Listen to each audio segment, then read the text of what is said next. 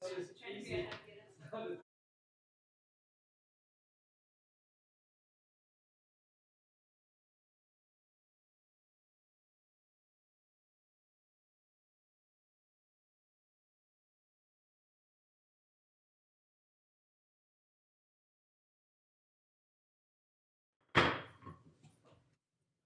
evening and welcome to the 6 p.m. Special City Council meeting for Tuesday, July 13th, 2021.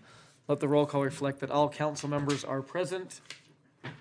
And to begin, we have asked Vice Chair White to lead us in the Pledge of Allegiance. Thank you. Please rise if you are able. And repeat after me. I pledge allegiance to the flag of the United States of America and to the republic for which it stands, one nation, under God, indivisible, with liberty and justice for all.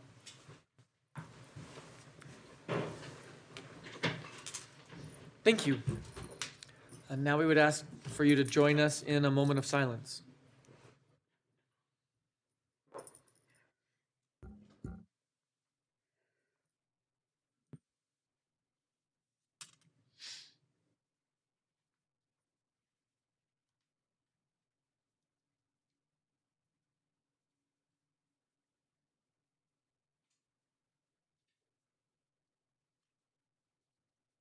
Thank you.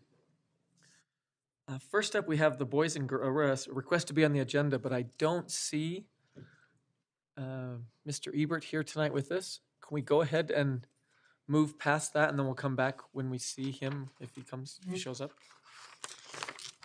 So moving on, item number 4, common consent. We have the council rules and norms.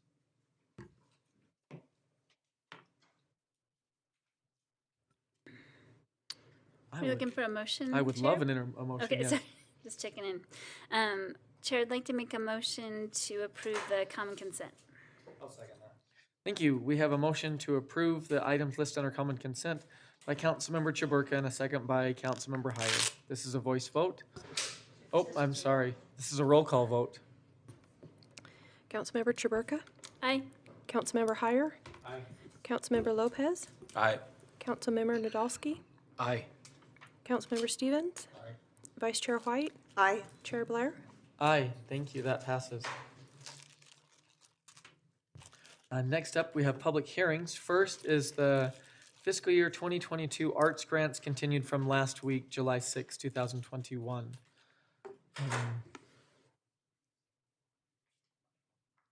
We accepted public input last week on this, and we had to reschedule it to this week. Do we just need to close the public hearing? I think you should see if anybody Okay. else wants to comment. Perfect. And then Okay. So this is a public hearing, and we've already opened that public hearing, so we'll go ahead now. Brandon, do you want to explain to those in the virtual world if they would like to participate in the public hearing?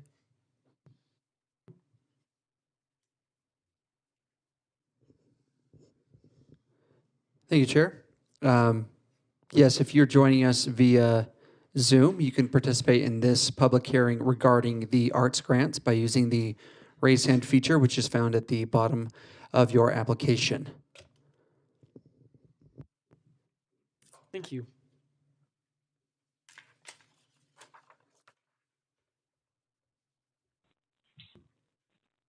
Hello, Council. This is Lori Buckley. Can you hear me? I can, thank you. I didn't know if you had asked any questions. Your feed was muted from the beginning of the meeting until just now. And so did you have any questions for me with regards to arts grants? I don't think anyone had any questions for you, but thanks for checking in. Okay, thank you so much. I did see we had a hand raised. We can go ahead and allow, looks like, oh, I This believe, would be for people who had not spoken last time, though. okay. Okay, so because Angel Casilla had spoken last time, I think that's up to you as the chair. okay. Well, we'll go ahead and allow, I see that Heath Sato has his hand raised. If you could go ahead and allow him to communicate, that would be great.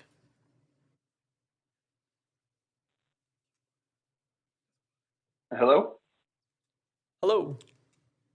Hey, I also wanted to confirm that Lori wasn't alone, that none of us on Zoom could hear anything up until you called for public comment. So I don't know what was said before. So that's all I wanted to say. Okay, thank you. And we had one other hand raised. Angel Castilla.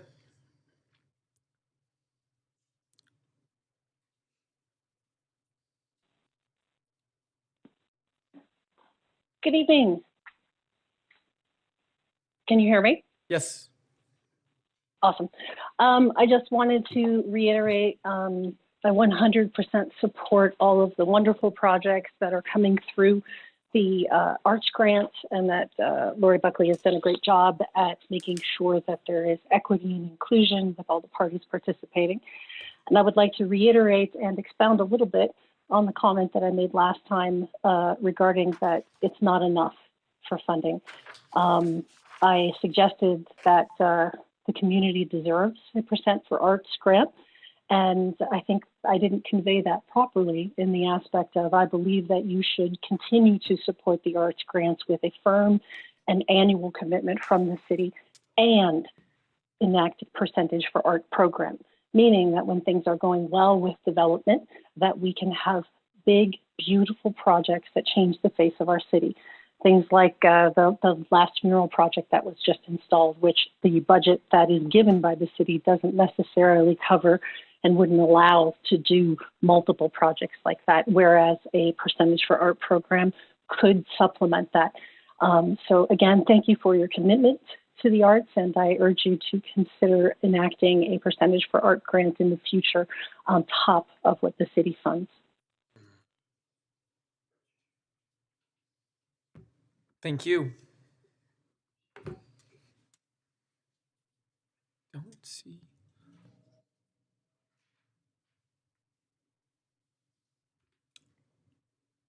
Chair, seeing no more hands and nobody rushing to the podium, I will make a motion that we close the public hearing on this item. Second. Thank you. We have a motion to close the public hearing on the arts grants by Councilmember Heyer and a second by Vice Chair White. This is a voice vote. All in favor? Aye. Any opposed? That Chair? passes. Oh, so Sorry? sorry, Chair. I apologize. Last week I didn't explain that, sometimes when there's Weber State items for the arts on the agenda that I recuse myself because of my spouse's employment. I just wanted to clarify that he in no way is associated with the grant that's being given today. Thank you. So I would look for any further discussion on the arts grants or a motion. Chair, I'll make a motion then that we adopt Resolution 2021-9. I second it. Thank you. We have a motion by Councilmember Heyer to adopt proposed resolution 2021-9 and a second by Councilmember Stevens. This is a roll call vote. Councilmember Heyer, Aye. Councilmember Lopez, Aye. Councilmember Nadolski, Aye. Councilmember Stevens, Aye. Councilmember Jaburka, Aye. Vice Chair White, Aye. Chair Blair. Aye. That passes. Thank you. Next up, we have the fiscal year 2022 budget amendment for the strategic plan funding, and we have. I thought we had Lisa Stout. Oh, okay. Sorry. We have Miss Janine Eller-Smith here tonight. Thank you, Chair and council members. This was actually a request, a transfer from the council office, just in case we needed some additional money for the community renewable energy program. As you know, back in a couple of years ago, I think in the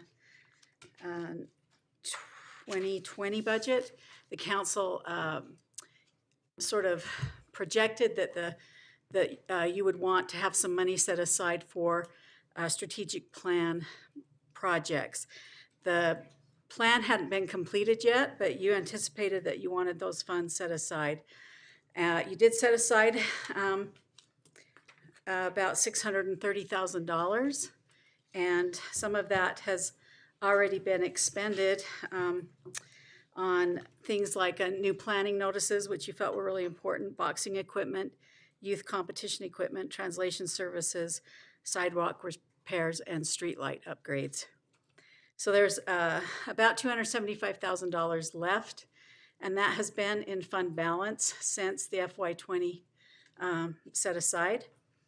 And so this budget amendment is to bring that $275,000 forward to the general fund in a non-departmental account, so that those funds would be available to you as additional projects from the strategic plan are identified. In addition, it would also transfer $35,278 from that fund to the council's council budget professional technical account in case there's additional need for that and for the Community Renewable Energy Program. If for some reason you choose not to approve the interlocal agreement associated with that program, that funding would just sit in our technical account for something else that you identify as an appropriate expenditure. So if you have any questions. Great, thank you. Okay. This is also a public hearing, so we'll now take public input on this item.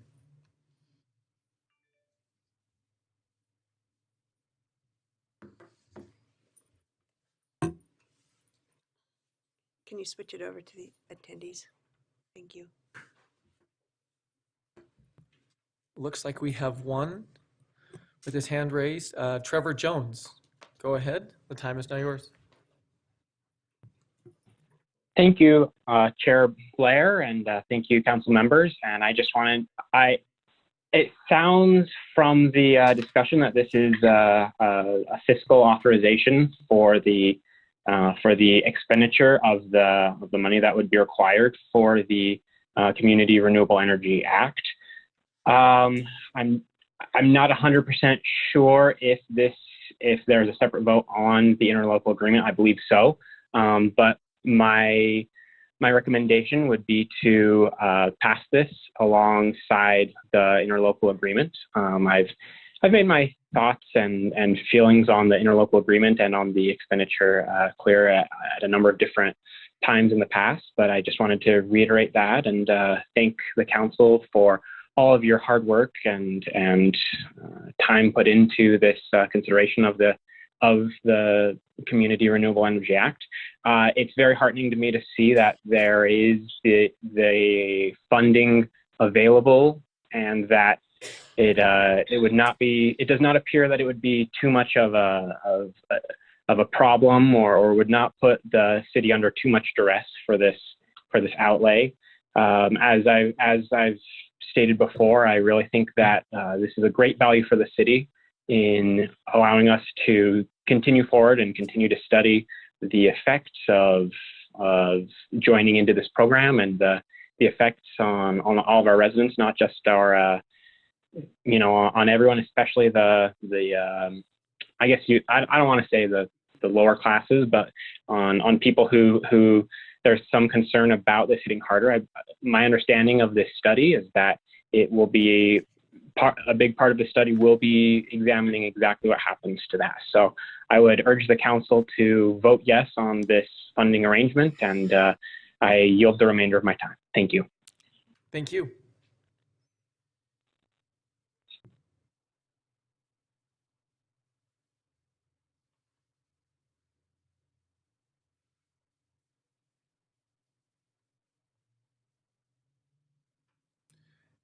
Chair, seeing no more hands or people rushing to the podium, I would make a motion that we close the public hearing on this item. Second. Thank you. We have a motion to close the public hearing on this item by Councilmember Heyer and a second by Councilmember Lopez. This is a voice vote. All in favor? Aye. Any opposed? That passes. And now I would seek a motion. I make a motion that we adopt proposed ordinance 2021-39. Second. Thank you. We have a motion by Councilmember Stevens to adopt proposed ordinance 2021-39 and a second by Councilmember Chaburka. This is a roll call vote. Councilmember Lopez, Aye. Councilmember Nadolski, Aye. Councilmember Stevens, Aye. Councilmember Chaburka, Aye. Councilmember Heyer, Aye. Vice Chair White, Aye. Chair Blair. Aye. Thank you. That passes. Next up, we have the continuation of the proposed honorary street name designation, and we have Glenn Symes here tonight. Thank you, Chair. Let's see. Okay, perfect. So thank you. As you mentioned, this is a continuation of an item that you've seen a couple of times. So I want to start with just a little bit of background and some history from how we got to the petition to how we got to tonight. So just quickly to go over the street name changes. There are two kinds of street name changes. The first is an honorary street name, and the second is the assigned street name, or just the standard name that a street would be known by. That's the legal name. These honorary street names are in addition to the street name, so they don't. Folks can use those if they want, but they're not required to the way they would be with an assigned street name. These can be brought forward by either the city engineer or by a petition by a lot owner. Typically, they're done to eliminate duplications or avoid confusion, or as the ordinance says, any other good cause. And most of the honorary names come under these other ones, since we wouldn't be eliminating a duplication with an honorary name or trying to avoid confusion. So as I mentioned, these are in addition to, so the petition tonight is a petition by Anna Keogh, who is with us this evening, to assign an honorary street name. The original petition came in as Bingham Fort Lane, and the area that would apply to would be 2nd Street from Union Pacific Railroad tracks to Washington Boulevard. So that was the original petition that came in. The Planning Commission did have a chance to take a look at this last August. They did forward a recommendation of approval to the council with a full recommendation, but they did change the length of the proposal. So instead of that Union Pacific Railroad to Washington Boulevard, they did shorten that to Century Drive to Wall Avenue, which they said more closely matched the actual boundaries of the fort at the time. So the council did receive this. The council first looked at this back in November last year. And through your discussions, you determined that you wanted the Diversity Commission to provide a review and a recommendation of the proposal. So that was done. That was sent to the Diversity Commission. They engaged with a few other folks that could provide some unique opportunities or some unique perspectives for the proposal. That included Darren Perry, who's with us this evening as well, and James Singer. And as the Diversity Commission looked at this, they felt this was not the best name for that. They recommended denial and a vote of 9-1. And the letter from the Diversity Commission and the letter from Mr. Singer provide quite a bit of background on why they made that recommendation. So if there's more questions on that, I would direct anybody to the packet material for this item for that background. After the council received that recommendation back from the Diversity Commission, the council reviewed it at a work session in November. At the time, council members were not comfortable with the proposal, partly based on the Diversity Commission's recommendation. So the council allowed the petitioner to work with the community to see if they could come up with an alternative that might address some of the issues that were expressed. So Anna Keogh did work with Mr. Perry, and they did come up with an alternative name. That name was Bingham Fort Chief Little Soldier Lane. And again, some additional information about Chief Little Soldier, who he was, and his significance is also included in the packet material. And again, that proposal limited the honorary street name to 2nd Street between Century Drive and Wall Avenue. So with that amended proposal, the council reviewed it again in April of this year, and the council felt that that proposal could move to the next step, which was the public hearing and consideration. So it was a public hearing scheduled for May 25th. On May 25th, the council did hear the proposal, held a public hearing. A motion was made, but that motion to approve it failed in a 3-3 tie vote. After that vote and after that meeting, the petitioner suggested further changes to the proposal. And that change dropped Bingham Fort altogether, which was some of the issues that the Diversity Commission had. So it would just be Chief Little Soldier Way. And per the council's rules and norms, the council, with this new information, voted to reconsider the item on June 1st, and then also voted to extend the consideration of the item, which requires a public hearing, so that's why we're here tonight. The council did have a chance to take a look at it at the June 15th work session, and then a public hearing was set for tonight. So the proposal in front of you is to assign an honorary street name of Chief Little Soldier Way on 2nd Street between Century Drive and Wall Avenue. So if you have any questions, I'd be happy to answer those if I can.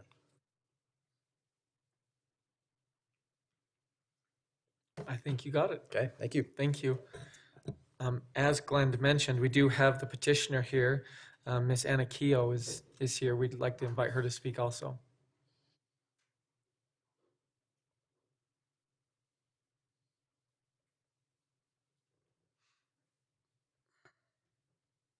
Welcome, Anna. Good evening, everybody.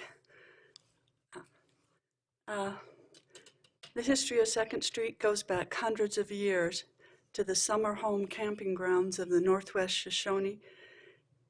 2nd Street history then progresses to the 1850s era of the pioneers, then to the era of Italian immigrants called Little Italy, and then on to the golden age of family farming, taking us up to the 1940s. We have houses on 2nd Street from all these eras, plus a 40-acre pioneer farm that was a Native American camping ground long before the arrival of the pioneers. Your approval tonight for the honorary road name Chief Little Soldier for 2nd Street will mark a monumental expansion of Ogden's efforts to support diversity awareness. What a huge accomplishment. As you have heard, advocates of 2nd Street historical preservation have partnered with Darren Perry, a leader of the Northwest Shoshone. On August 7th, you are all cordially invited to our family's Pioneer Farm, where we are hosting an event titled Meet the Shoshone. We also want to let you know that a local Ogden company, Market Star, has given our neighborhood on 2nd Street a grant for historical signs for houses. We are partnering with Market Star to plan a company service project to install the signs at each house in the near future. As some of the houses have been modified over time, we would like to put signs in front of the remaining 20 houses so that passersby will be able to quickly identify their historical value. We believe the signs will help make a unique history of 2nd Street more available to the public and increase the sense of community in our neighborhood. 2nd Street really is the oldest neighborhood in Ogden, and with your support, it can be a rich cultural resource for Ogden. Thank you for your consideration. Please vote yes to our petition for Chief Little Soldier as the honorary road name for 2nd Street. Thank you. Thanks, Anna.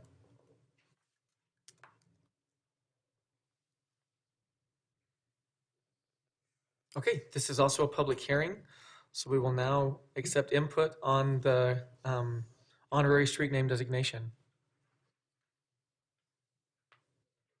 Please.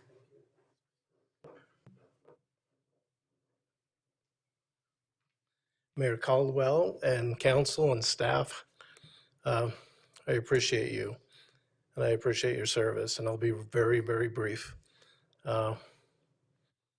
I'm grateful the process worked, and I'm grateful that you revisited this, and we've had a chance to work through it and And that's what I love about this process. Sometimes we don't get it right at first, but we're getting it right now. And on behalf of the Northwestern Band of Shoshones, we would be honored if you would consider that street name to be called after one of our first chiefs here in this Ogden area, Chief Little Soldier. And regardless of what decision you make, I want you to know that I appreciate you and your hard work. So I'd love a yes vote, but I understand politics too. So we'll just leave it at that. But thank you for your service. You want to give your name for the record, by the way? Oh, sorry, it's Darren Perry. I'm a council member for the Northwestern Band of Shoshone Nation. Thanks, Darren. Thank you.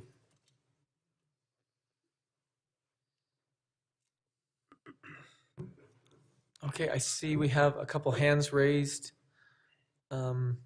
Go ahead. Looks like Angel Castillo.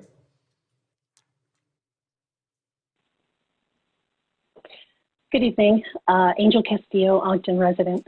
I would like to thank the City Council. I would like to thank Anna Keogh, the petitioner, Darren Perry for his work, and of course the Diversity Commission for examining what is difficult work to do when you are looking at a system that you had nothing to do with creating and realizing that it has an impact and that words have meaning.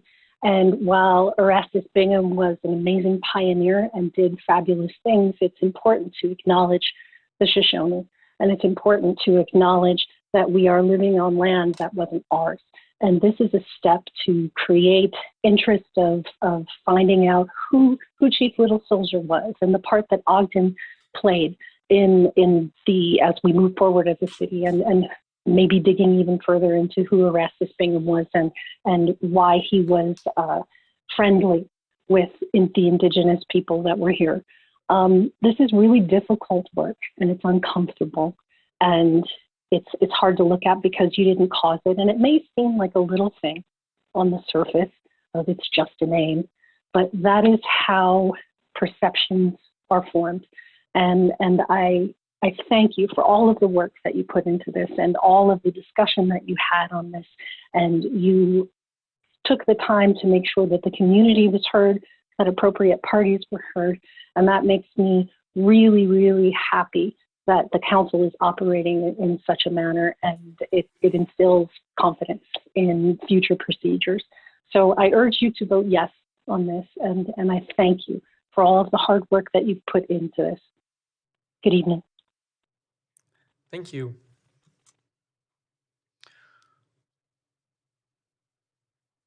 Okay, we also have Tammy Krieger, who has her hand raised. Go ahead, Tammy. Good evening, everyone, and thanks to the council, Mayor Caldwell, Anna, the staff. Glenn, you've been tremendous, and Darren, the partnership that we've had through this endeavor has been amazing, and it has taken us as a city and individually to a broader perspective that enriches all of us. I'm very honored to be a part of the 2nd Street history.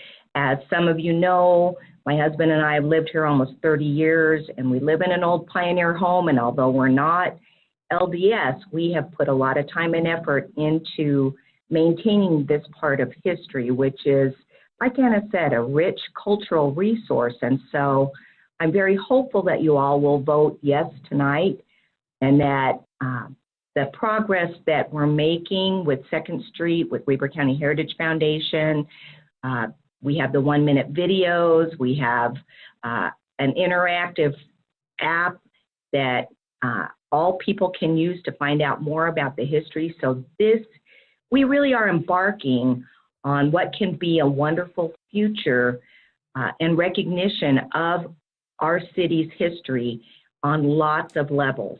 And thank you tonight for your consideration, and I look forward to your positive vote. We do have one other member of our family that would like to speak, if that's all right.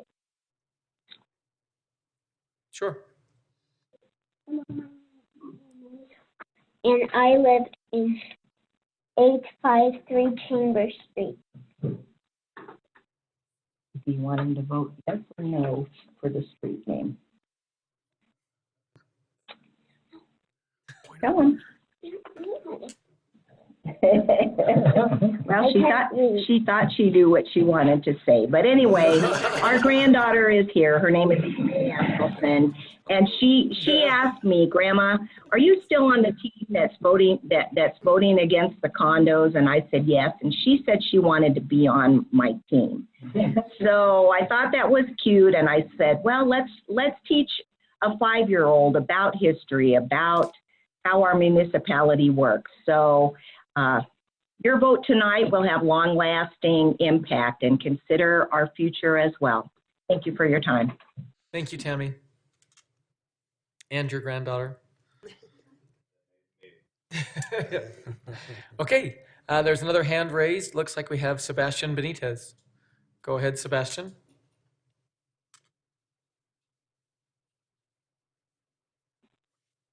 Now, can you hear me? Yes. Oh, thank you so much for the time. Thank you to this reconciliation. I participated in that. The meeting was tied 3-3, and I want to thanks to Council Hire to the motion to reconcile when they are all together, like 7 city councils.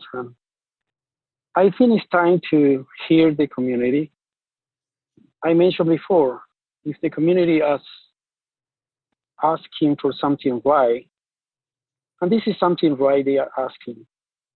I know that area, but I don't live in that area, but I think it's time to make the voice of the community to hear, And I remember 3 council vote for no, because I understand why they vote no in that time, but I think I will encourage to everyone to vote for yes, because it's time to hear the community, and that is a great opportunity. Thank you. Thank you, Sebastian.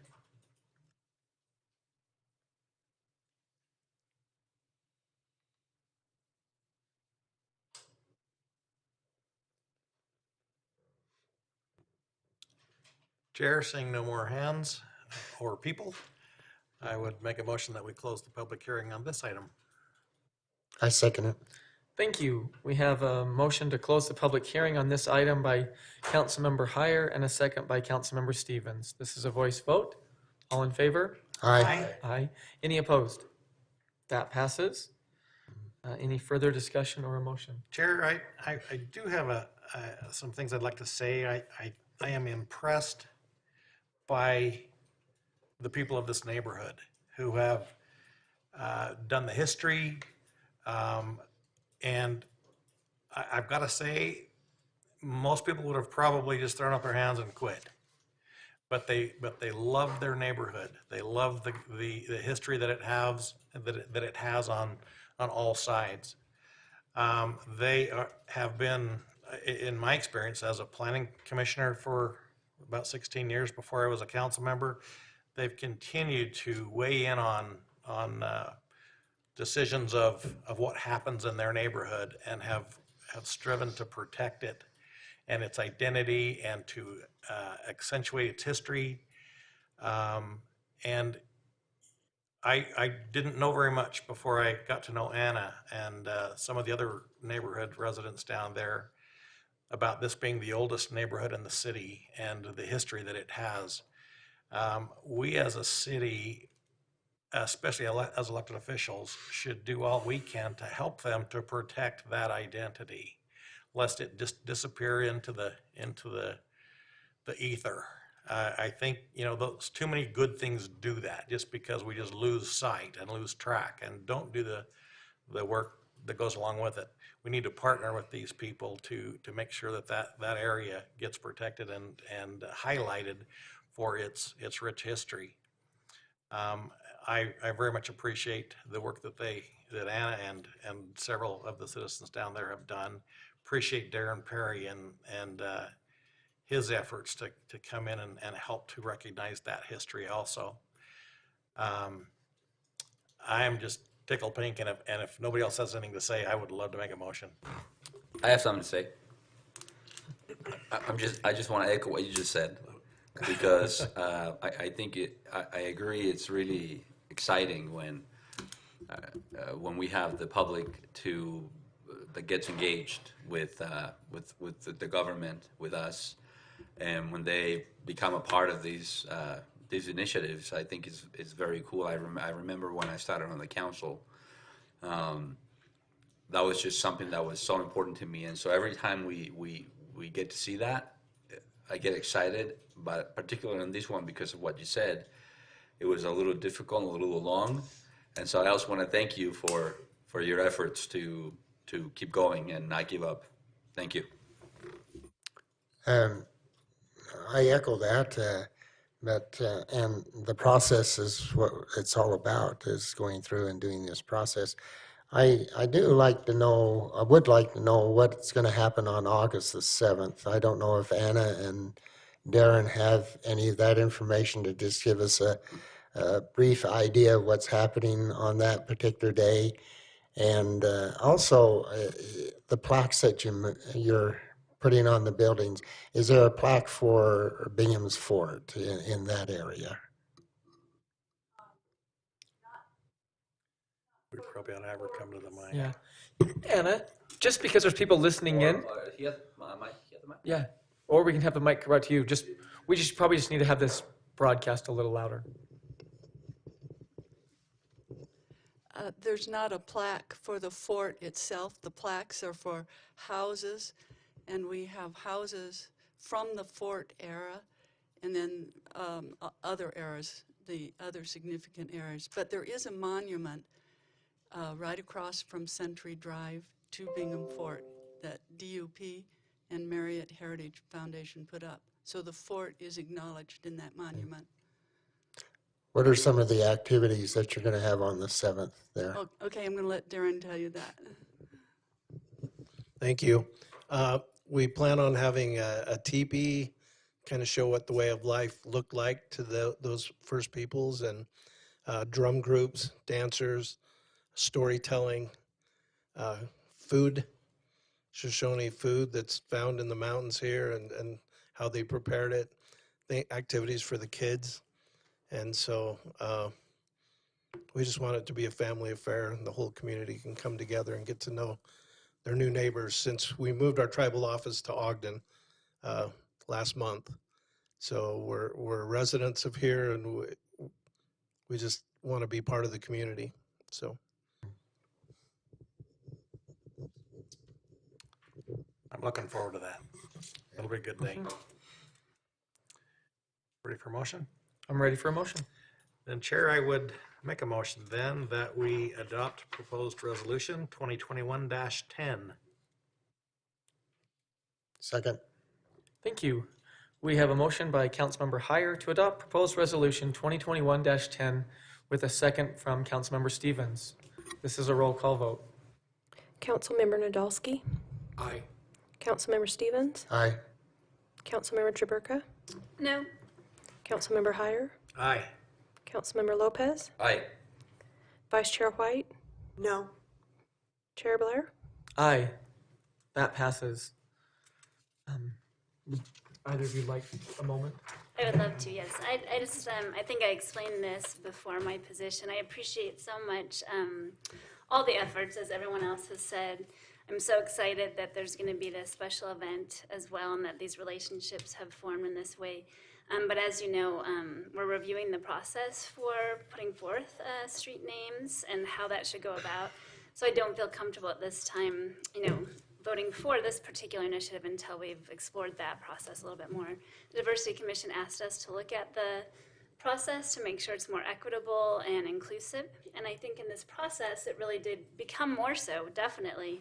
But I just am not sure with the current parameters if, that's the way we'll go. We'll have to see what happens. But I'm really excited about all the relationships that have happened and the conversations, really.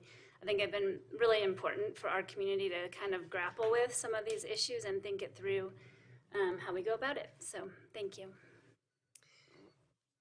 Yeah, and I have also made myself pretty clear in previous conversations, and I echo what Councilmember Chaburka just said. But the process has really changed, and we got the Diversity Commission involved and the Planning Commission involved, and we've listened to you and all of that you've done. I continue to say that identifiable neighborhoods are not street signs. Identifiable neighborhoods are things like you're doing with Market Star, where they're putting up information about the history of your neighborhood. And I just really think that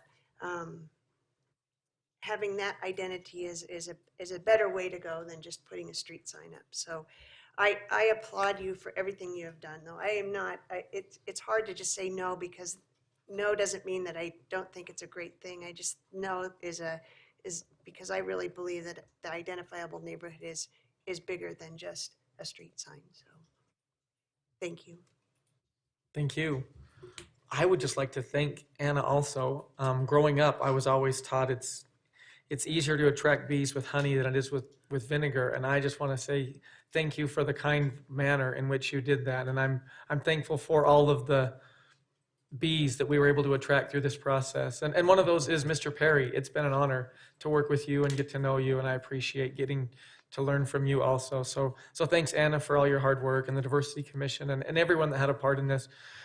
Glenn worked very hard. So I appreciate everyone that had a part in this, and I'm thankful to see this move forward, and I applaud all of your hard work. Chair, if I can kick in another little, I agree with Vice Chair White in that we've got to do a better job of identifying our neighborhoods. We've talked about that on several occasions. We've never really let anything marinate and get completely cooked with that.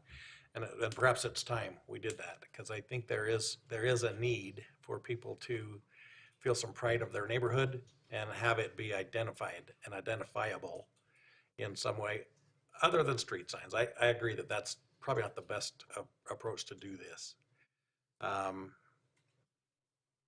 So let's continue that conversation and get that into something that we codify and act upon. Okay. Okay. Chair, can I make a Yes, comment? please. I wanted to thank the Diversity Commission. I know we have Commissioner Martinez is here. Are you chair anymore? Previous chair. I remember going to a TEDx event. My wife was like MC for the event, so she wasn't one of the speakers, but one of the speakers was a Diversity Commissioner, Stacey Bernal, and she had an amazing speech. But she's a paid speaker on the topic, a professional on the topic. That's why she's on our commission. And after the event, they brought all the speakers together for sort of a roundtable Q&A with the crowd. And someone asked Stacey, what's the best thing that we can do for issues of diversity in Ogden? And she said, I'll never forget it, but she said, when people of color who have lived these experiences share them with you, the best thing that we can do is listen. And like I'll just never forget when she shared it. And so I am really thankful to the Diversity Commission for sharing your feedback, because there were a number of times where I was like, oh, there won't be an issue with this or that. Sure enough, I was wrong. And that's why we have a commission. I know that the process wasn't perfect. I mean, close. I agree with everything you guys just said too. I just feel like the process was certainly good enough, and that we improved along the way. And it wouldn't have been as good as it was without your help as a commission. So for all of the work that the petitioner did, and Darren and everybody else, thank you to you. And but thank you to the commission too. Okay, thank you.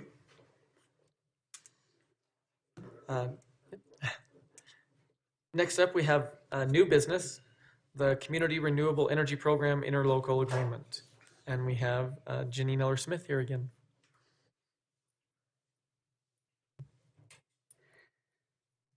Thank you, Chair Blair. So tonight before you, you have the consideration of a resolution approving an interlocal cooperative agreement for the Community Renewable Energy Program. So this is something that's unique in that there is no other program like this in the nation. And its goal is to serve as a model for local governments to partner with major utility and hopefully provide this customer choice model when it comes to the delivery of utilities. Right now, there are 12 communities that have signed on to this interlocal agreement. Signing on as participants are Alta, Cottonwood Heights, Holiday, Springdale, and Kearns. And signing on as anchors, and we'll discuss that in a minute, we have Grand County, Summit County, Castle Valley, Park City, Mill Creek, Moab, and Salt Lake City.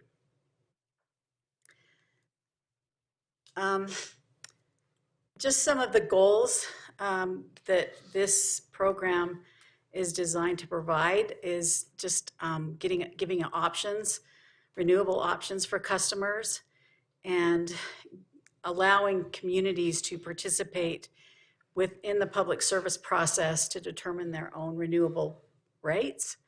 And then if those rates are agreeable, these governments, participating entities will adopt an ordinance and then Rocky Mountain Power's customers will have this availability of this renewable energy. In communities with ordinances, individual customers can opt out of the program to remain on standard rates. So I wanted to talk just a little bit about opt-out versus opt-in. Over the years, council members have had various programs presented to them versus opt-in versus opt-out, and generally speaking have not liked opt-out programs. In this case, when it says opt-out, the way it's designed currently is that there will be 2 notices from Rocky Mountain Power, and then that will automatically put all the customers in on these new rates. And then the customers will experience 3 billing cycles, any time of which they can opt out. The costs associated with those noticing are separate from the costs with the program. And right now for Ogden, they are estimated to be about $30,000. So that's in addition to the program costs. But that only covers the mailing. And so I think if going forward the council decides to do this, that we may want to discuss some other options and some additional outreach to our low-income folks, are those who don't speak English, and others who may otherwise be disadvantaged and not notice those notices, to give them a real opportunity to opt out if that's what they choose. I just kind of to check, so the Blue Skies program that Rocky Mountain Power offers is an opt-in program. So you can just go in and buy that if you want to participate in that program.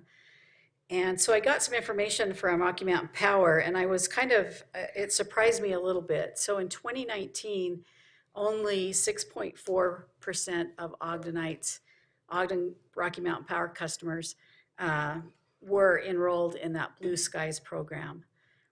But in 2020, it more than doubled to 13.1. And so I think that was an interesting, just really quick doubling of that program. So it does show that there's an interest in this kind of renewable energy. So just to give a quick timeline review, we've reviewed this a couple of times.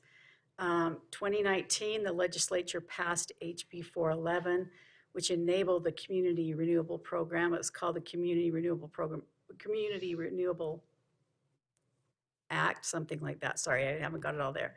The Utah Public Service Commission then adopted rules, and that was immediate. That was before all of the communities had signed on. And as one of the requirements from HB 411, communities did need to adopt a resolution by 2019, December of 2019, to even be considered to participate in this program. There were 23 communities that adopted the goals of 100% renewable by 2030. And as I mentioned, 12 of those 23 have now signed on. If Ogden signed on, Ogden would be the 13th. Since January 2020 through March 2021, there's been a group meeting every month to kind of develop a governance agreement. That is something that's also required by HB 411 and the rules. We're at July 2021. This is where a decision point, an important decision point, whether or not the council and Ogden wants to sign on to this governance agreement and pay the phase 1 costs. What this does is allow basically Ogden a seat at the table to work and help design that utility program. I think, just so you know, a group of those cities, communities that have already signed on have already started meeting. They've already formed a board and identified board members. And today was actually their second board meeting. And they had quite a long discussion about this program design. And it seems like a very significant element of this program. They're going to set up a committee to work on this program design, and hopefully those committee members would be the more technically savvy individuals that are involved in the on the board. And so it's really important. So they were going to vote on who should be on this committee today. And I requested that they postpone that vote until August, just in case Ogden wants to participate, because I felt after hearing the discussion that this was a critical part of the program, and being involved in that design is going to be what establishes the rates going forward. So that's what July 2021 is. That's what's before you right now. However, it's not the last chance you have, the decision that you have to make. So you could opt not to approve this resolution right now, and you could just wait. I could continue to monitor the meetings, and then in January 2022 is sort of the drop dead date. And that's when you would have to have adopted a resolution and pay the phase 1 costs in order to be involved in the utility program. There wouldn't be any more changes, so there wouldn't be any more input on that utility program design. And then that program design is submitted with a assigned utility agreement to the Public Service Commission. Well, another important element of the legislation and the rules is that it requires a plan from each community to address low-income programs and assistance. So one other element of the board, another committee that they're going to create, is a group to address this low-income programs and assistance. It doesn't necessarily mean subsidies. It's just talking about other things that we can do to make those people that need assistance aware of existing programs or even increase others. So the committee would sort of create a menu of items that each community could then choose from and sort of tailor a program that works best for their individual community. So July 2022, participating local governments would pay their phase 2 costs. It's also another opportunity to leave or exit the agreement, because if you don't pay the phase 2 costs, then any community that doesn't pay would automatically be deemed out of the agreement. They're hoping that by submitting the utility agreement to the Public Service Commission in January, that 9 months later they might get approval of the program. And then that means that within 90 days, local government must adopt an ordinance, and then the agency would then move to request proposal for renewable energy resources. If the local government doesn't pass the ordinance, again, that's a hard out. So the interlocal agreement itself covers these things. So it's basically the purpose to establish a community renewable energy agency. So it's a separate agency, and then outline decision-making processes, the costs, the resource solicitation, and other program issues. Each participating community has one board seat, and it must be an elected official, but that there can also be an alternate appointed in place of elected official, not in place, but to serve in case the elected official is not available. And so that's really important that it has to be elected official to serve, but the alternate does have the same voting rights as the elected official on the board. It outlines some pretty specific voting ways, because they're anticipating maybe some differences on how things might happen. So most issues would be decided by majority, but there could be board members that call for a weighted vote, and that's when the community's participation percentage comes into play. I would point out, I know that a lot of the comments that you received relate to the cost of renewable energies and the fact that those costs are going down all the time, and I think that's true. But the cooperative agreement does anticipate, just in case, that if there is a certain purchase of renewable energy is going to add 10% to the rates, that it requires a supermajority to vote. So the costs, they picked kind of what they felt was like a fair but maybe a little bit excessive cost for $700,000, so they knew that they would have enough money.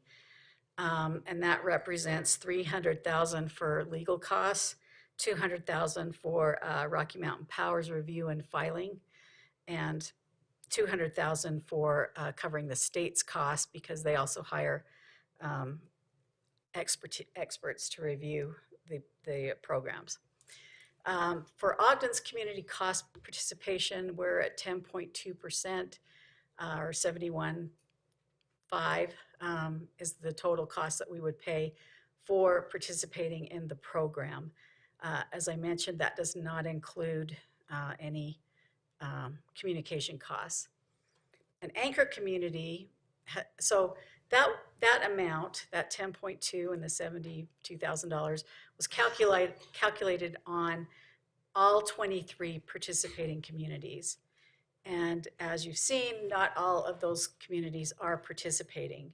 And so they devised this idea of an anchor community which would agree to pay any amounts not covered that were assigned to other jurisdictions.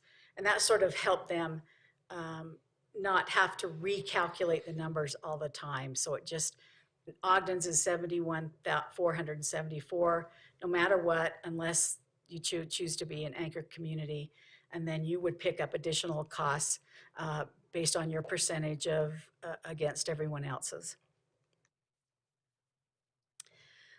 So withdrawal from the agreement, before July 31st, there's no requirements. Before January 31st, 2022, if there's no resolution, there's no requirements. If you adopted a resolution today or before July 31st, then we'd have to have a 30-day written notice, and you would forfeit any of the funds that were paid in. If you went ahead, if before application to the PSC, so if you included, then it's sort of the same, 30-day written notice, forfeiture of any funds. After the ordinance that would be adopted after the Public Service Commission has issued its its order and the rates. Withdrawal is not allowed. You are in the program. And the term of the agreement is 50 years. So that is the interlocal agreement and just a quick review of the program. So I don't know if you have any questions. I had a few, but you answered them when you finally got to the answer, so I think you did a good job, so. I've got a quick question. Under the representation of the person that's voting, we had talked about maybe asking someone from Weber State to attend. Would that still be a possibility, or they wouldn't be able to vote, or how would that work? Yeah, so I think it's a public meeting, so anybody can attend. And so if we want them involved in the committees, we may have to have some discussion with legal about how to make that happen. So that's kind of unknown at this point. Hopefully you saw the letter from President Mortensen offering the services of the Weber State Sustainability Group, and it already had some discussions with Justin Owen up there about his availability. So we can certainly work through that, and I definitely think that we would want somebody with that level of expertise involved in the discussions if you choose to go forward. Thank you. I did have a question that I remembered. Go ahead. You talked a lot about the Public Service Commission's involvement and Rocky Mountain Power. Certainly some hard rates are going to have to come out at some point. It sounds like we're going to be knee deep into the thing before we even know that. Is that? Well, I think they're hoping that by January so the program development is going to help at least identify where the rates might be. Now, it won't be final, I think, until Public Service Commission approves them. But I think that's part of the program development is to come up. So that is the expectation that we'll know what the costs are in January. I think so. Is that dependent on how many people opt out? Is it dependent on how many communities are in? Does it how many things? So I think what they'll do is guess how many will participate and make a good guess. They sort of Rocky Mountain Power probably has some experience in guessing who might participate in this and who might not. And so what you're getting at and what we don't know is if somehow our participation, a community's participation falls short, what happens to that difference? That was part of that question, yes. Okay, thank you. I have a couple. Sorry. So at the very beginning, you said after 3 billing cycles, during those 3 billing cycles, they can opt out. That's correct. Is that their only opportunity to opt out? So they can opt out later, but with a penalty. Okay. And that's part of the program development is what that penalty looks like. Okay. So it could be, and they also discussed about whether or not to penalize different groups, at different rates.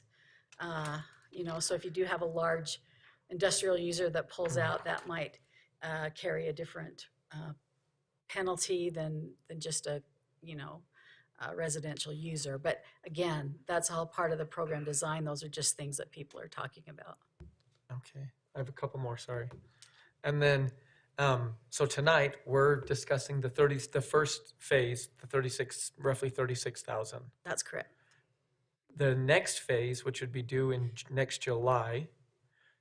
It'll be due in January. No, the payment would be due in July. The payment would be due next July, correct? Mm-hmm, correct. Would we take action again before that, or does this approve that 36,000 also? You'd have to approve that again because we only approved 36 tonight and with the budget amendment. In terms of the budget, there would probably be an additional action in January because there's this utility agreement that needs to be approved before it goes to the Public Service Commission. Okay, and that was my last question. So our last chance to pay this the first 36,000 is in January. That's correct. And so sounds like maybe waiting for a little bit more information until then. We still have that opportunity to wait, to not do it right now, wait till we can do it, send it in December, January, and then still make and then if we want to move forward, we're still available to do it. That's right. Next the July only difference also. would be you wouldn't be able to be involved in you wouldn't have a seat at the table, you wouldn't have a seat on the board, you wouldn't be involved in the program development or any of the other committees that are established. And sorry, this is my last one. And if we choose not to by January, then those other anchor communities would have to come up with our $36,000. That's correct. Okay. Thank you. Any other last questions? That covered my, for now. Okay. Can I ask if, okay. Well, one other comment, I just wanted to add my voice to the previous discussion about inviting Weber State to participate in the process with us. If we pass this, for me, that feels like a requirement, an absolute must-have. We've got tons of good folks, but they've got some expertise I don't think we have, and they would really help round us out at the table. As far as program development, I had a lot of questions and concerns prior to tonight that those same Weber State experts helped answer for me. And I really feel like the program development and seat at the table is really important for all the same concerns that I actually have. A lot of my concerns prior to that meeting and discussion, I kind of felt like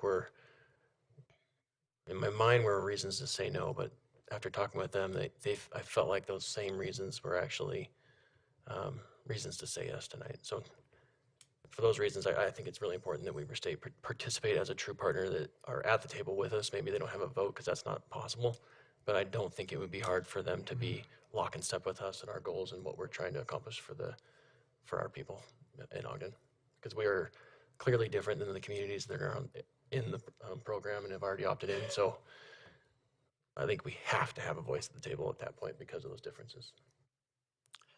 I'd like to go to the cost, Janine. The 71,000. When is that due?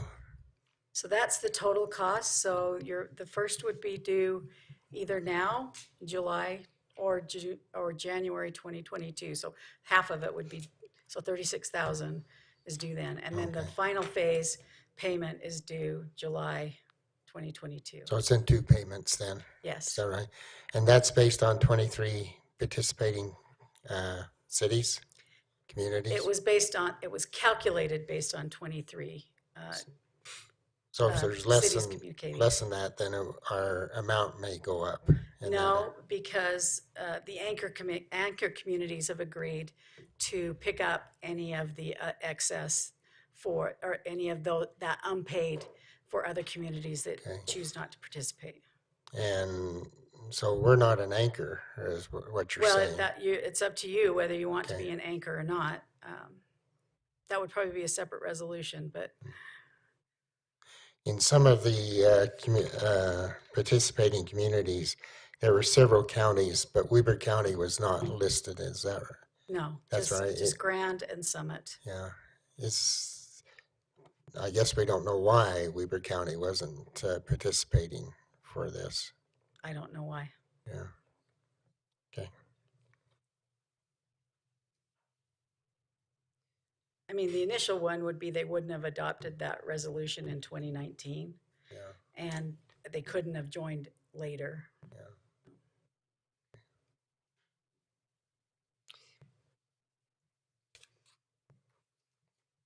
Do you have something? I just have more than anything, it's just a comment, and I think over the last couple of days we've received some emails that have actually helped me even solidify my decision, at least for tonight. And if we don't have a seat at the table, just even things like amending the actual bill would be difficult. So. And my guess is, and I don't have a good answer to why the other county or why Weber County didn't, but I think it's only for unincorporated areas. So I don't know. I mean, Summit County has a large unincorporated area. So. Okay. Any other questions for me? I don't think so, but I'll just make a comment. I mean, I think everyone heard my stance. I just believe we really need to be actively involved in those discussions. And it's beyond my capacity to understand all the questions that need to be asked, and we have a partner that's willing to help support us in doing that. And so I don't see why we would not do that. I know it's an investment, and we might eventually determine it's not the right fit for us, but we would have an expert that's helping us to determine that. And, you know, I think it's worth that relatively small investment to find that out through the process, because this is going to be our only opportunity to be involved. So.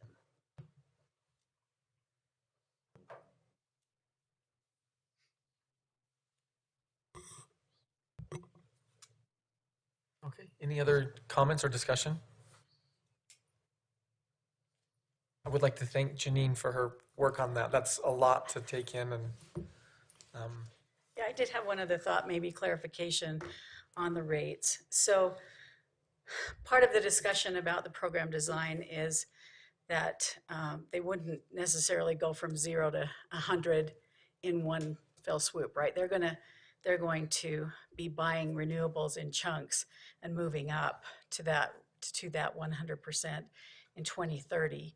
So the initial rates may be sort of estimated from that program design, but the increases that might come with the purchase of those additional renewable energy pieces might change. And so I didn't want to leave you with the idea that all of a sudden we'd have all of the information by January. So the renewal purchase depends on how many participating people they have in the program. Is that right? They cover their No, renewable it's energy? going to be determined by how the program's designed. So how much renewable are you going to buy? How much solar? How much wind? Is that, is there, how much is going to be part of that? How much might be related to batteries? How much are they going to scale? How fast are they going to scale up? And, when's the best time to buy this particular type of energy versus another? That's what they're going to be doing in the program design. So if we have a rate increase, do they have to go back to the commission to get that approved? I don't think so, because I'm not sure about that. It does say that they can increase them once a year, but not more than that. Now, whether that has to go back through the commission, I don't know. That's such a long process. That seems. That the Public Service Commission always approves rate increases. It's just always the case. And that's probably true. I just haven't heard anybody say that. So we could go every year to have a rate increase, or we could go every 4 or 5 years. It depends on how many units they buy. Yeah, again, it would all depend on how quickly they start buying those energy sources. Okay. Thank Janine, you. can I ask you one other question Sure. about the weighted vote? I don't know if it's in this packet or last week's discussion, but I remember seeing a chart of kind of where we were in our percentage, and I believe we were near one of the higher ones, which would help us in a weighted vote, I'm assuming.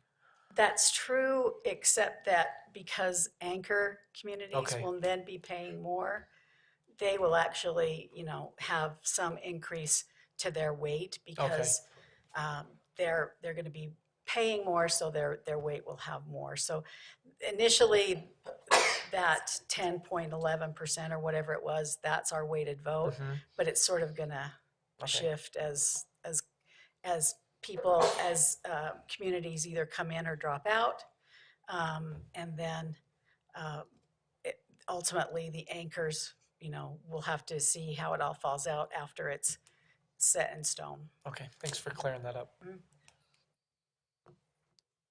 Chair, do you feel ready for a motion? Sure. I'll make a motion to adopt proposed resolution 2021-11. Second. Thank you. We have a motion to adopt proposed resolution 2021-11 by Councilmember Chaburka and a second by Vice Chair White. This is a roll call vote. Councilmember Stevens? No. Councilmember Chaburka? Yes. Councilmember Heyer? No. Councilmember Lopez? Aye. Councilmember Nadolski? Aye. Vice Chair White? Aye. Chair Blair? Aye. That passes. Um, I do you want a moment to explain or? I think I've been fairly clear in my position, but I would like to reiterate it at this point. There are some environmental scientists that I've listened to. One is Michael Schellenberger. He's a U.S. guy. And then Bjorn Longborg. He's from, I think, Sweden. He's part of the Copenhagen group of people that study climate change and those kind of things. And both of those men have convinced me with data that they've collected that wind and solar really are not the solution to this climate change problem that we are experiencing. Both of them acknowledge that, that it is an issue, but that it's a poor remedy, and have suggested that perhaps we ought to be looking at something that does have some long-term effect. Both of them particularly like nuclear power. I know that Rocky Mountain Power is working with Colorado, some areas in Colorado to work on that. I could get behind something like that. I think that because that does put out power consistently, it's reliable. It's it could suit our needs very well. Because of the opt-out nature of this proposal and it's being the only option, it feels tyrannical, since we'll be making choices for people who are otherwise unaware of even what's going on. And they will, I think many people will find themselves getting involved. They're having us make the decision for them to be involved, and it will cost them money, and I just can't get over that. We know that there are many people that are not aware and uninformed and have lots bigger concerns about things in their life than how much their power bill just went up, but really can't afford the power increase. The other issues that I think is that those people who are concerned about this, there are the Blue Sky programs, the subscriber solar. They can buy solar panels for their own homes and participate in that way, and feel good about their process there. As I have seen this and as I've seen how it will happen, I just don't see it being a good fit for Ogden, in as much as we have such a huge share of our power use is commercial, and we have such a large population of people that live below the poverty level. I just think it's a terrible fit for us. Thank you. Thanks, Chair. I'm in favor of finding out resources of having energy. There are several factors that led to that no vote. One of them is the consideration of low-income and single-wage families, the impact that it's going to have on those individuals. There's too many questions of what the rate's going to be and what the expense is going to be going down the road. The other aspect is that we have an opportunity in 2022 in January to reconsider and look at the information and reconsider of coming into the program if the information was more favorable in that direction. I'm also a belief that Rocky Mountain Power is in the energy business, and I think over the years they will continue to find resources that would be able to enhance our opportunity of using renewable energy. And I have faith in them that they will have that opportunity to do that. And in that case, then we will still enjoy renewable energy at that expense. But the money has already been set aside, so in January of 2022, we still would have the funds to participate in the program. Thank you. I don't know if anyone else has any other comments. I have a comment. Okay. I just feel compelled to say a few words, probably less than 30 seconds, because there are a lot of people listening. Go ahead, you can push the button. And this is not a rebuttal to my colleagues that voted no in any way. I just want to say that doing something is better than doing nothing. That's my stance. That's my approach. That's my belief. And I feel a sense of urgency to take action in sustainability initiatives and efforts in our community. We had a meeting, Ben and I had a meeting with some folks from Weber State last week, and it was very educational for me. And I realized that this is good for humanity. This is good for the world. So I also agree that there might be other better things in the future, like you said, Councilmember Heyer. But until we have something tangible on the table that I believe that we can jump on and enact, I want to do something now. Thank you. Please. Thank you. I just gave you the look, right? I was just going to say that I'd be happy to, if I'm still an elected official, to serve in that capacity. And maybe other people are interested too. And if it works for my personal schedule, I'd be happy to do that. Thank you. Okay. I would just like to thank everyone for that. All the work that went into it. Like I said, I know Janine that was given to her by Amy as a parting gift. So she picked that up and ran. So I appreciate her hard work and getting up to speed on that. And that this is a tough one for me. I understand both sides, and it's hard to it is hard to make a decision that far in advance. And I agree. I feel that it's as was mentioned, it's good to do something, but I'm not sure that this is the only thing we can do or the only thing to do. So it's a step, and I'm willing to take that step, but I agree that there are more things to consider and other things that we need to consider and watch those very closely. And if that means us having a seat at the table and being in charge of those things, then that's important also. So I appreciate all the information that was given to us, both through council and staff, and also through,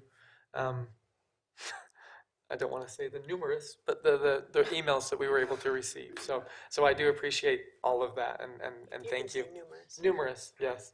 More than. So it was. Coordinated. Yes. I don't think numerous is a large enough number. No. I didn't either. That's what I was trying You to can go say clear many, with. many. But thank you. So I don't know if there's, but Sure. Oh, yeah, I'm sorry. please I was going to make a comment when you're done, though. go ahead. One of the things that I learned in our meeting with Weber State and Councilmember Lopez that I wanted to share with my colleagues, you know, I go into a lot of our decisions, and I know that you guys do too, you know, worried about and considering and thinking about people, right? That's what we're here for. We serve others, and we ought to do so selflessly. And serving others means listening to others too. And I learned in that meeting with the Weber State folks that, you know, they have the same thing. They feel the same thing in their heart, and that their motives are come from the same place. And that if in the end, if we make this modest investment tonight, which we've done, and the information is hurtful to people of Ogden, I think there are a lot of people that we got numerous emails from that wouldn't want to proceed if it's going to hurt folks. And I think that's an important thing to consider. This is not a partisan issue. This is not a you know, a political this or that. This is people putting their best foot forward to help people in the best way they possibly can. And we all might feel a little bit differently as to how we can accomplish that. But I just wanted to share that there are a lot of people on the pro side of this issue who have always been on the pro side of this issue who are even more pro about people and their well-being. So that's what really convinced me that we as a community needed to have a seat at the table. Is that we needed experts from Weber State by our side, speaking on behalf of those that need it the most, who don't have a seat at the table, because we are different. So anyway, thanks for everybody that reached out to us, especially those who were willing to just sit down and have incredibly candid and cordial, really professional and caring conversations with us, because all we were wanting to do was to answer the questions that we had so that we can make the right decision for Ogden, and so that we can lead with a clear and clear conscience. So thank you, everybody. Okay, next up is public comments. Brandon, do you want to go ahead and explain one more time how to participate in public comments? There might be some in the chambers. I know. Well, Thank you, Chair. To participate in public comments, you can do so if you are obviously here with us in the chambers, but if you can also do it virtually via Zoom by using the raise hand feature found at the bottom of the application. And if you're watching on Facebook and you would like to participate in this in the public comment period, you need to join us via Zoom, and there is a delay. So if you want to do that, do so immediately. You can find the link to Zoom on our agenda, which can be found at ogdencity.com/citycouncil. And if you use the raise hand feature, Chair Blair will call on you, and we'll go from there. thank you. We have a couple in the chambers. Let's go ahead and take those first. Thank you, Chair Blair and council members. My name is Priscilla Martinez. I'm a resident here of Ogden, and I'm also running for City Council District 3. Ogden is evolving. It's changing. This is a great opportunity for Ogden to be innovative, to lead in renewable energy efforts. Obviously, with the opportunity that residents can opt out. This is our responsibility to the next generation. And that is to transition to cleaner energy and air. And I agree with Janine that we must go out to the community and make sure that those individuals that maybe don't obtain the same information the way we do are a part of this. Because we have low income, because we have fixed income in Ogden City, we must have a seat at the table. And I appreciate those that have voted to have that position at the table to make decisions and maybe address those concerns that other council members have. How is this going to affect the rest of our community? So, thank you. Thank you.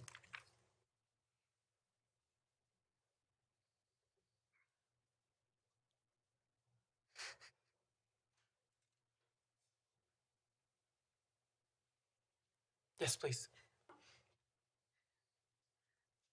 Hi, Alice Mulder. I'm a resident of Ogden. I am also part of the sustainability team at Weber State, but I'm here as myself and resident. Thank you. Thank you so much to those of you who have voted yes to take this second step and reinforce the commitment that you all made as a council in 2019 toward net renewable electricity by 2030. I think it's absolutely critical that Ogden be a leader in this and be a leader for Northern Utah. And in fact, while I know there's been some concern, Salt Lake City, Summit County, Grand County, these other areas that are not Northern Utah, to me, I feel really confident that our neighbors around us in Northern Utah are going to really wish they had been a part of this whole effort. But with our example, I think they'll be pursuing ways to seek clean, renewable energy themselves. I wanted to just make a couple of quick comments in addition to my thanks for all your efforts and Janine's efforts. I know it's a maze to try and understand all of these issues and the complexities, and I too rely on Justin Owen at Weber State, who and our other energy folks and crew. I wanted to make one comment just about Blue Sky as a clarification. The Blue Sky program is a great program in itself, but it's a choice to add on. It's not a choice to have the electricity you're using otherwise be renewable. So it's, in some sense, that is only available to those who can pay more, right? So that's also something I think that's worth keeping in mind. And it also doesn't push for new renewable generation, which is what this program we hope will be doing, the new Community Renewable Energy Program. I absolutely echo your concern for people, and thank you, Councilman Nadolski, for commenting and seeing that that's ultimately what we're about. We're about other people, but also our planet. I mean, we are one and the same. We live in buildings, and if we were all sitting outside in the heat and the smoke, I think the urgency of these issues would feel even more omnipresent, right? Or upon us. But we live in a way that we feel a little removed from the environment sometimes, but we're not. We're part and parcel of it that makes up our bodies, the molecules in our air and our water and so forth. So it's really critical that as we protect our environment, we're protecting ourselves, and we want to protect all of those lives of all incomes and all types and all flavors. And I'm very glad that we have and that you got the formal commitment from Weber State for help with outreach. We absolutely are committed to that and wanting to help communicate if the program proves to be what works for Ogden and we get to that stage of outreach. So just thank you very much for your efforts. I really, really appreciate it. And I'm so excited about what could come in the future. Thank you.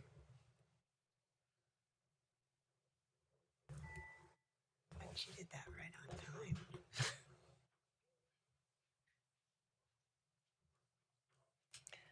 Good evening, Angel Castillo, Ogden resident. This has been quite the meeting and quite the work session. There's been lots of real talk, real challenging talk, and we can do hard things. And I'm very pleased with how we voted for approving the street renaming, although I echo and hear Councilmember White's concerns about it not being a perfect process, but I'm hoping that that will continue to move forward. And I am thrilled to death about you supporting this next stage on the road to renewable energy for Ogden. This is a chance to do something big. I've spent a lot of time talking to people and working with people at Weber State to make sure that we were able to get Weber State to cut a whole lot of red tape in a very fast manner to commit to being able to support this program. Weber State University is a Carnegie Institute, and they are pledged, it's part of their charter, to serve the community, and this is a perfect opportunity.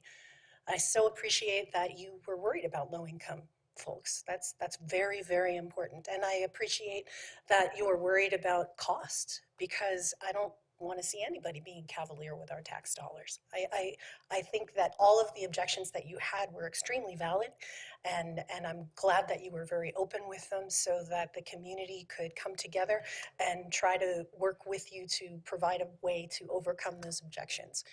And I also agree with Councilmember Lopez. I hear what you're saying, Councilmember Heyer, and you're absolutely right that this is not the be-all, end-all solution.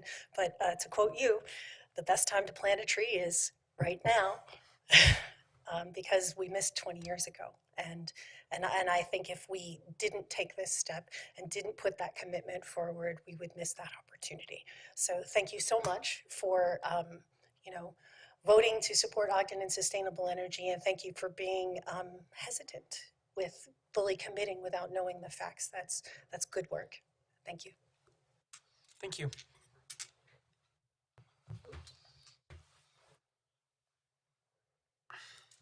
I don't see any more in the chambers. Okay, so we have a few joining us virtual. Looks like Heath Sato is first. Go ahead, Heath. The time is yours. Hi, Heath Sato, Ogden resident. It was disheartening to hear that our hesitancy to act sooner on the energy program is already slowing decisions down on this. And as usual, I'm disappointed that the administration has chosen to not lead on this at all. I agree with Councilmember Nadolski that we have to have a place at the table. Councilmember Heyer quoted Bjorn Lomborg, a climate change denialist, who has said that, quote, global warming is by no means our main environmental threat. It should be known that Lomberg has been formally accused of scientific dishonesty by a group of environmental scientists. He has a PhD, but it's in political science. He's not an environmental scientist. I was very disappointed to hear that unqualified voice brought into this conversation at all. Look, carbon dioxide is a greenhouse gas that traps heat. That's not a controversial statement. That's settled science. Also settled science is that we are creating huge amounts of carbon dioxide. And contrary to what some claim, it's not just cow farts and volcanoes. For one, it's actually cow belches that are problematic, but that only makes up about 5% of emissions from things humans have created. And yes, volcanoes pump out about 200 million tons of carbon dioxide into our atmosphere every year. We've always had volcanoes though, and our planet can handle that. But human-generated automotive and industrial activities pump out some 24 billion tons of CO2 emissions every year, over 100 times what volcanoes can create. It's science, it's real, it's fact that we are heating up our environment. A large part of those emissions are produced by generating energy. And I am sure that I don't have to remind you that we are even this week dealing with some record-level heat issues. I know there are cost concerns, and that's why we need to be at the table for these discussions. The cost of being at the table for this part of this discussion is 1/3,000th of our annual budget. We have been debating about whether it's worth spending the price of replacing the sidewalks in front of about 15 homes to have a say in how we deal with literally saving the lives of future generations. Look, the sidewalk in front of my house has had yellow spray paint on it for as long as I've owned the place. I will gladly put off bugging you about it for a few more years if it means we have a seat at the table in these discussions. Thank you so much to each of you that supported this. Thanks. Good night. Thank you. Next up, we have Sebastian Benitez. Go ahead, Sebastian. Hello, guys. My name is Sebastian Benitez from Ogden. I can't pass this conversation. Besides, I am a business owner, you know. Besides, I have the degree in business administration. I am an electrician, and I received my education in electrical system in Frankfurt, in Germany. And I worked so many years. I think it's 11 years I worked with a community, Indian community in South America, installing solar system to have the opportunity, these people to have energy and processing the water, to clean up the water filter system water. And I am so glad to hear from Luis Lopez saying, okay, we have to do something. We have this opportunity. I would love to help in any kind advice about solar system in the city. I approve, I support, and I agree to have something beside solar energy too, like trees. I understand what the council higher mentioned about it's not the solution, but it's something to help. We need a lot of trees. We need a lot of energy, solar energy, wind energy to help this problem we have right now. And I agree, and I am so happy to hear this conversation, and I please you guys to go in this program. We need this program. If $78,000 is the problem, me and my family, we will donate that money for the city to be in the program, like the trees too. Here is not the problem money. Here the problem is we need to do something, and solar energy is one of the best options, and in the same time, trees. We need more trees in our city and in the world, because that is the only solution to clean up the air. You know. Thank you so much for your help, and thank you for your vote for yes in this situation. Thank you, Sebastian.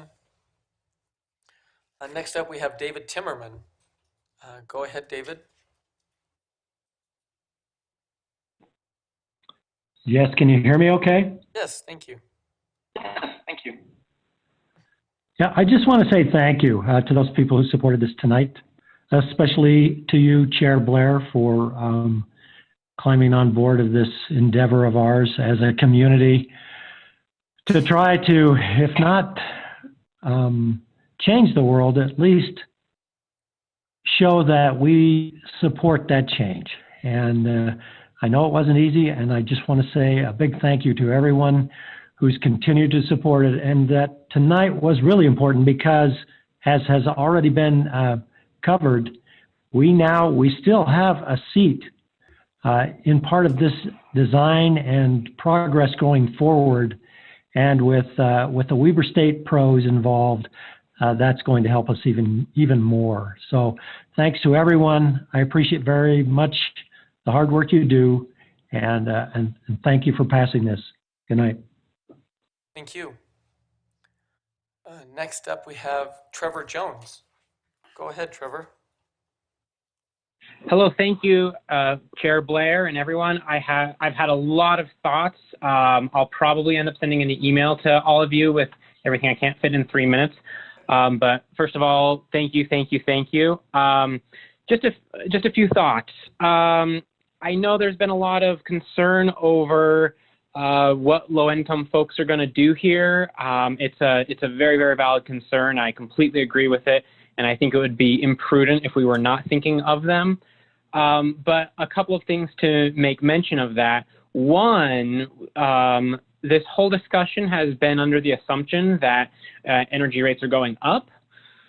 For people who participate in the program, I think chances are, honestly, I mean, this is just me. This is just a gut feel, a guess. You know, I'm somewhat well informed about this, but my guess would be 50-50 chance that they stay the same or even go down for participants in this program, because we are now entering an era where it is cheaper to build a new utility solar farm than it is to run an existing coal power plant. And that depends on the details, of course, but we continue to see drastic declines in the cost of solar power, wind power. It's really great. I think that is probably really the only shot that we have of that and nuclear, if nuclear gets on board. And to the point, I should say also, of council member, I wasn't quite sure if it was council member Heyer or Stevens who talked about nuclear. I am all for nuclear if they can get the cost down. Nuclear itself is a very interesting and a very much of a good idea in theory, but the devil is in the details there as well. We're going to be getting a new nuclear power plant from Bill Gates' TerraPower here in Wyoming. It'll be coming online hopefully by about 2030. I'm really super curious to see if that pans out, if they can get the cost down. But in the meantime, solar and wind is what we've got. The last thing I want to mention here is that I really expect low-income folks will understand and support clean energy because they understand the significance of climate change. They are not as insulated from it. I was at a Rocky Mountain Power Net metering hearing not too long, or probably about a year ago now, and he had no way to insulate himself from the heat and the poor air quality that was occurring even then. And so, oh, hey, Lizzie. My daughter just walked into the room, so I apologize for that. But she is the main reason that I do this. And let me just close out by saying thank you for your vote today on behalf of myself and on behalf of future generations who follow. Thanks, and have a great evening. Thank you. Okay, next up we have Jennifer Bodine. Jennifer, go ahead. Hi, how are you guys doing? Great, thanks. Can you hear me okay? So I am Jennifer Bodine. I live and work in Ogden City, and my comments are super brief. It's mostly that I want to thank every single one of you for taking the time.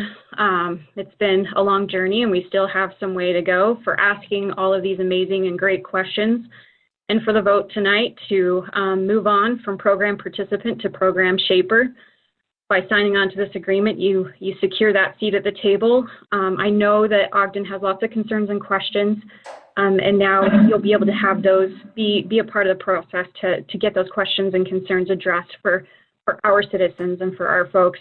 And then also, I just simply want to reiterate what President Mortensen said and what Alice said in her comments previously, that we're here to support you. As an energy and sustainability staff member at Weber State, we're committed to lending our support, to attend meetings, to do program analysis, assist with the negotiation, modeling ratepayer impacts, and assisting with that community education outreach.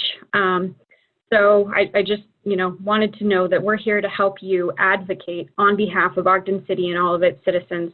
We bleed purple, we love our university, but we also love very much our hometown, and we want Ogden City to feel supported through this process. So thank you all again for your time. Thank you, Ogden City staff. Janine, thank you so much. Please don't hesitate to let us know how we can help you with the next steps. Thank you. Okay, next up we have Tammy Krieger. Go ahead, Tammy. Hi, Rick. It's Rick and Tammy. Go ahead, Rick. This is Rick. I live at 159 West 2nd Street in Ogden, Utah.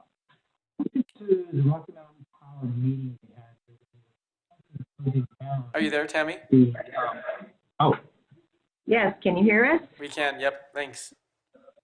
Okay, go ahead, babe. Okay. Yes, I went to the Rocky Mountain Power meeting that they had, when was it, last year or so?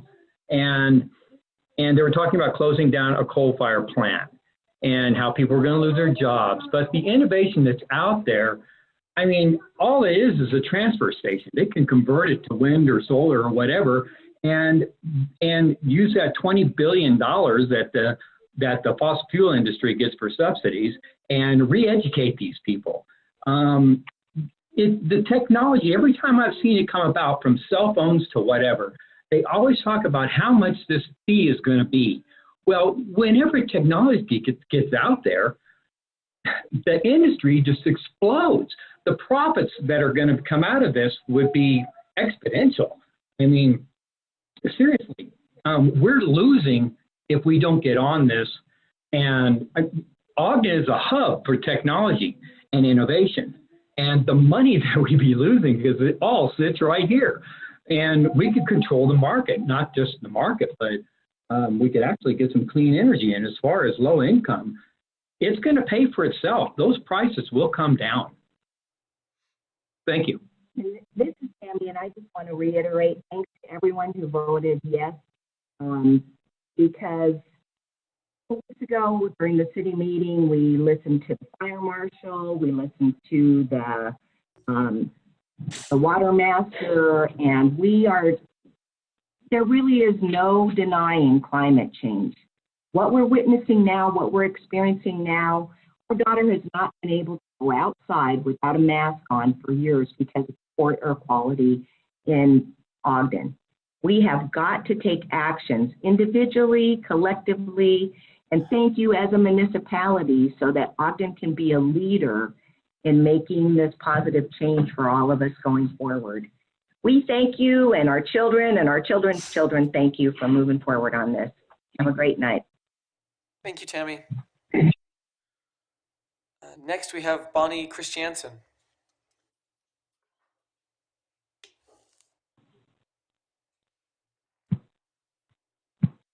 Hello, my name is Bonnie Christiansen, as you said, and Ogden is my home.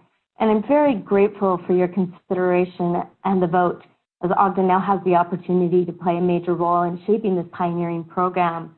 I've heard that you wanted to ensure that our most vulnerable citizens are represented and protected, and I wholeheartedly support this effort.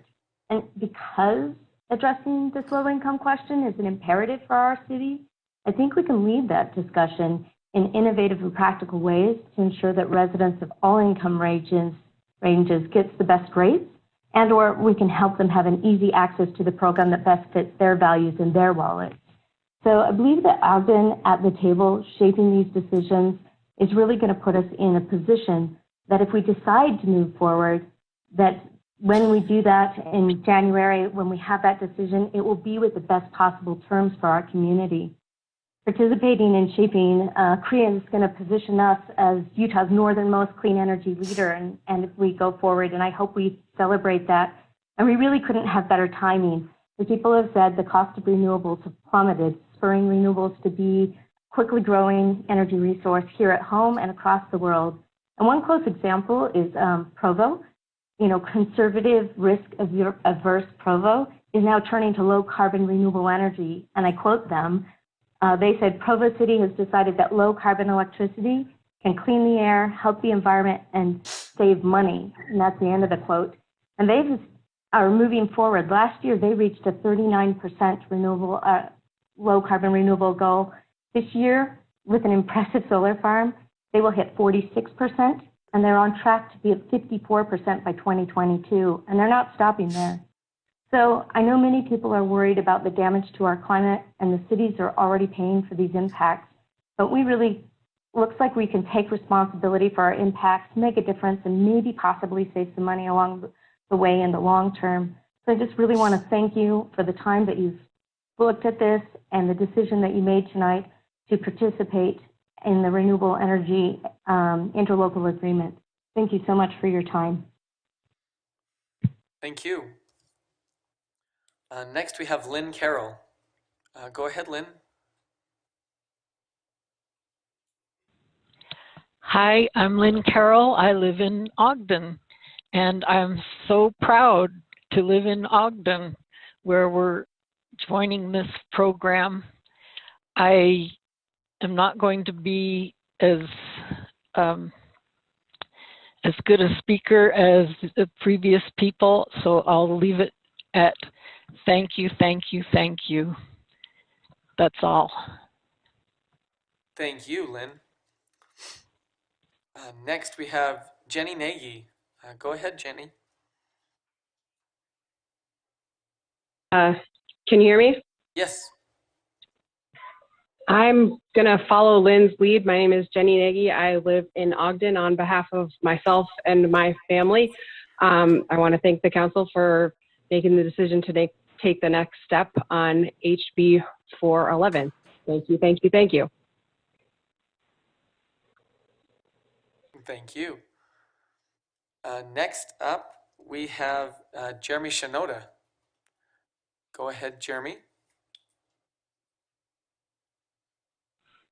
Hi, Jeremy Shinoda, Ogden resident. Just wanted to thank you for taking another step forward towards 100% renewable. I think you've positioned Ogden very well going forward and giving us a competitive advantage relative to our neighbors. Let's say Weber State signs on and does 100% renewable. Students are more likely to go to that university. Let's say, you know, some of our major employers, Oatly, Amersports, you know, they're going to attract employees.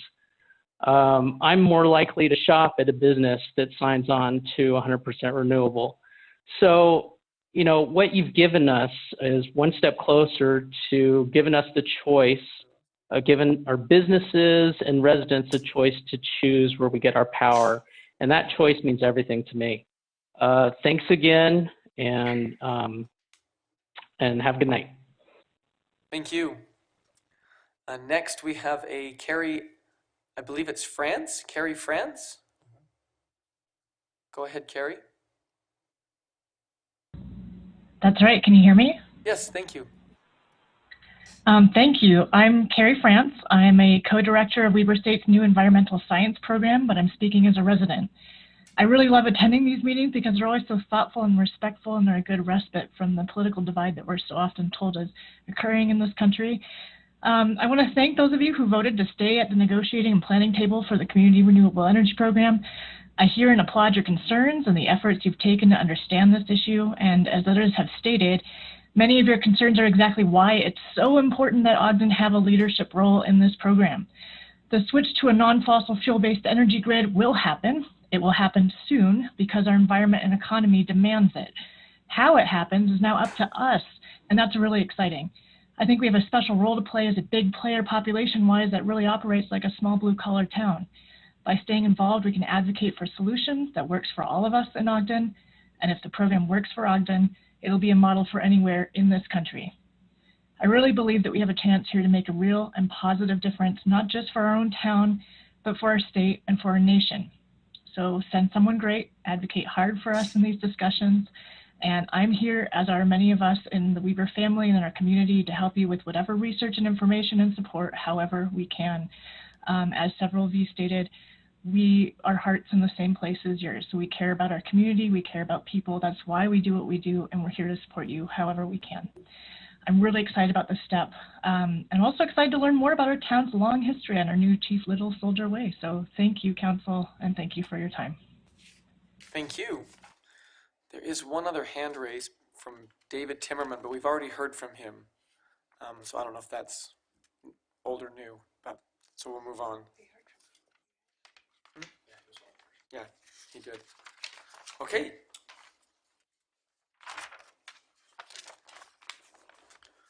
Moving on, comments from the mayor. Sure. Just a couple of quick things. I appreciated Carrie's comments at the end about respectful dialogue and us all working through issues, and I've appreciated the dialogue we've had in here. And it's been an emotional issue. We've heard a lot of comments. Everybody's had an opportunity to listen and to work through that, and there are a lot of issues to this. It's not, as it comes to us, it's not a black or white or a 50-50, it's a 49-51, and so everybody's on both sides of that. And I've appreciated the respectful dialogue as we've gone through this. And this is the first step of a multi-step journey. So we've all committed to looking at this, to working at this. I'm proud of the seats we have at a lot of the tables on the state. We haven't had those, in my opinion, for a long time. I think a lot of people in this room have worked hard to get seats at the tables and to have a voice as we move forward to advocate for Ogden, and this is another step in that conversation. So I appreciated those comments, and I appreciate the diligence that you've all put into working on this, and I look forward to the work moving forward. I think some of the comments about what we're doing for renewable energy and what the energy companies are doing are very valid, and I share some of those thoughts and concerns. I also want to invite Weber State to double down and to stay involved in what's going on.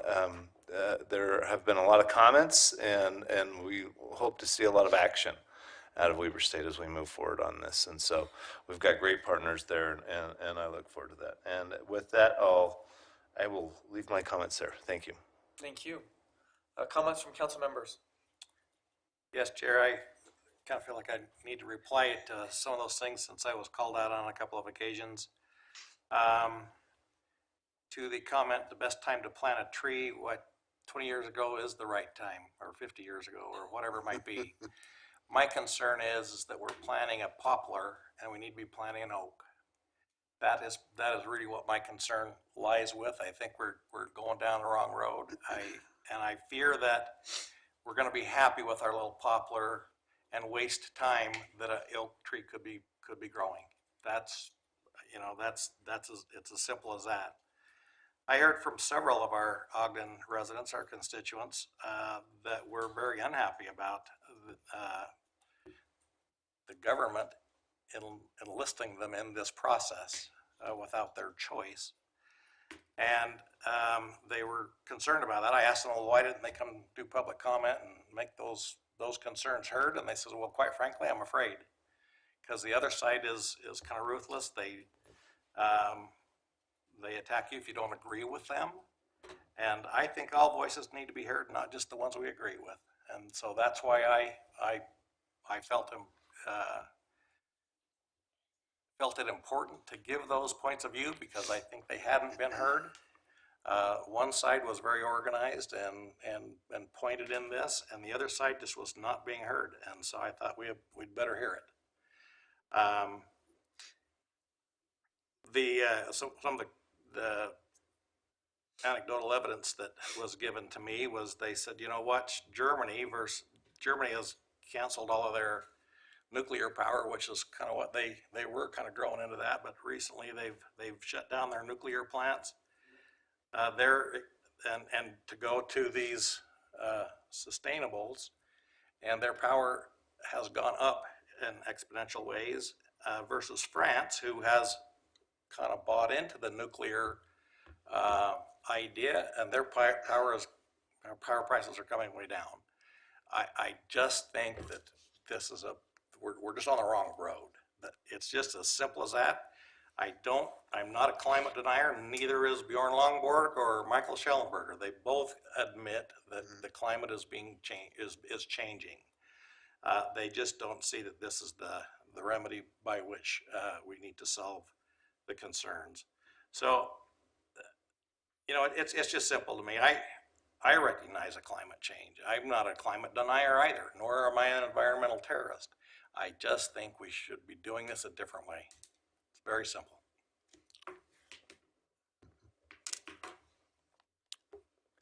Well, I'll follow with that. I do appreciate the process. This is why we have city council meetings and work sessions, and even living here in the United States of America. On the 4th of July, we celebrated the birth of this great nation, and one of the blessings of living here is that we have an opportunity to express our feelings and our concerns. And I think that's is a great blessing to all of us. Before I get into the major comments, I'd like to suggest to the administration that they work with the Forest Service to see if we could some way develop a space out there by our airport for the heli base that they're looking at for the Forest Service. I think that will be a great addition not only to our area, but it would put them in the right place and have the right items there. The other comment that I have is that on the 24th of July, the week of that, we'll be celebrating Pioneer Days. And that's another opportunity for us to reflect back to those principles that are most cherished to us, the rights of our pioneers that came before us, whether they were original pioneers or whether they're pioneers of today. My no vote was for people. I was very concerned about low income and what impact it would have with them, and also the single wage individuals. I hope this is successful, and I hope that our rates go down. But, you know, I look at some of these families and they're trying to determine, gosh, do I pay my light bill or do I put food on the table? And that may be a question that they will have in their own families. We've heard many comments on the importance of renewable energy, and I think it is important. I think it's important for us to find resources that will enhance our energy and help us out. I have faith in Rocky Mountain that they're in that business and that they will develop programs that will not only benefit us, but benefit the citizens of Ogden. I am concerned that Weber County is not on the program. I am concerned that some of the major cities, metropolitan cities in Utah, are not on the table. And that should be a concern, is that if the program that we're looking at is a opportunity, which could be an opportunity of helping and reducing our rates, why other communities are not at the table of major populations in Utah. St. George is not there. And I ask questions, why isn't St. George there? Why isn't Provo there? Why isn't some of these major cities, and especially in Weber County, North Ogden, South Ogden? They're not at the process of the table. So, you know, I do. The other concern I have is at the cost. I hope the cost goes down, and I hope we can benefit our citizens by that. But we haven't got enough information to solidify that. So I hope everything works out well to what we're looking at in our renewable energy. And I hope it goes well. Thank you. Any other council comments? One comment, quick question, Start with Councilmember Heyer. Thank you for speaking up. Okay, you got to add now 6 minutes to that, Councilmember White. If you're going to be teasing me with that, I'm going to take my time. Hey, thank you for speaking out, Councilmember Heyer. Your voice is very valuable, and this is democracy at its best to me. And you know how much we value that in our council, so thank you. Thank you. Any chance that we know, I don't know, if, Mayor, if you know the levels, the water levels at Pineview, and how they're affecting Ogden. Are there any concerns about that for the season? Huge concerns right now. Huge It's concerns. 36%. We met yesterday and talked about that. We're talking about how many acre feet Water Conservancy District has, Pineview has, Ogden City has. Luckily, we're first in line for a lot of that, but that's something that's been on the top of our mind, and we've been meeting regularly with that. And you need to know that you have one of the best water attorneys in the state that works under Gary Williams in Mark, and we have a very tight handle on what's happening, and it's desperate. It's very, very concerning for everybody. So are there any remediation plans yet? In terms of Just if such a great concern. brown is the new green. Brown is the new yellow. So yeah, our yellow is the new green. Like everybody's. So along those lines, I mean, that should be one. I'm just wondering if there are others. I'm just curious, since it's such a great concern, and the teams that you talked about are meeting and taking it so seriously.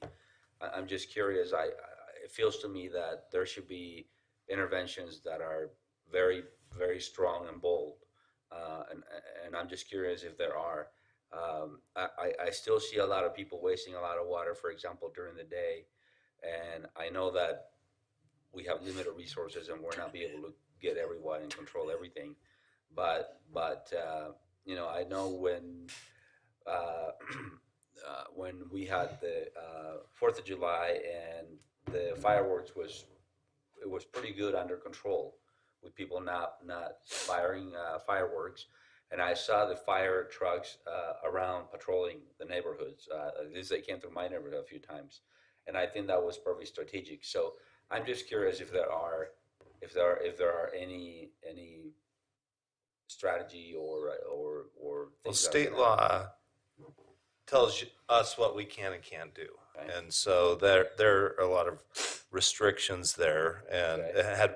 If we were able to just say, here's the most responsible thing to do, we could totally do that, but state law doesn't allow some of that. So we're restricted in terms of what we can and can't do by state law. Okay. We had a press conference with the governor the week before fireworks were allowed, and I actually saw Councilmember White down there, and it was a pretty strong statement. And for us, that was 4 days after we had one of the most catastrophic fires we've ever seen in Ogden City with that apartment fire downtown. So it resonated with people. And we're planning another one now with the Utah League of Cities and Towns to go back out and say, look, this is really important, and this is why this matters. And let's do it responsibly. So let the commercial people come in and let us organize and plan behind that, and not just have a whole bunch of random fireworks that come up in other areas. State law a number of years ago came out and said, one of the issues we have with that is that they have to buy and purchase all those fireworks 9 months in advance. So the legislature feels that for us to come out 2 weeks before the 4th of July and say, nope, we're going to restrict it all, is really unfair for the firework groups. And so they've had some strong lobbying down there to say, no, that you really can't do that. That's unfair for those businesses. So now it's been a full court press with us on the League of Cities and Towns and working with the governor's office to make sure that we address this and look at it. And you probably saw today that they closed northbound lanes for I-15 for a wildfire they had in St. George. I mean, everything is tinder dry right now. Mayor, I apologize for confusing my comments for getting them muddy. I was really more interested in hearing if there are more concrete things that we can do about the water situation. So I'm just curious. You said Brown is the new, what was it? And that's fine. I just don't know, again, there are conversations about other things that we could do, enforcements, or I don't know. I'm just. So if I could add to the conversation, there's a Utah water law is based on prior appropriation doctrine, and the main maximum of that doctrine is that first in time, first in right, and that means that if you go back in history and all the way back to statehood, there were the very first settlers who irrigated croplands in Utah would be the first in time and first in right to divert water. And water is a right. It's a real property for folks, and there are legal obligations for water managers to deliver on those rights. But the real things that I'm hearing that are going to happen, and it's a little bit of a moving target, but in the word that I hear, as to when they're going to cut off those priority rights. And so, if you're first in time and you're first in right, you're a senior water right. You have the first right at that water. And Ogden City is first in time and first in right. And so are a lot of the lower westernmost users and rights holders. So we're seeing water pass through our stream channels because it's delivering water down to those senior rights to the west, and we sit to the east. But over time, the junior rights, which are newer, are going to become, they're going to lose the right because there's not enough water. And those are real measures that keep water in our reservoirs. At that same time, it's critical that communities are having conversations about brown being the new green, right? Because it's not just,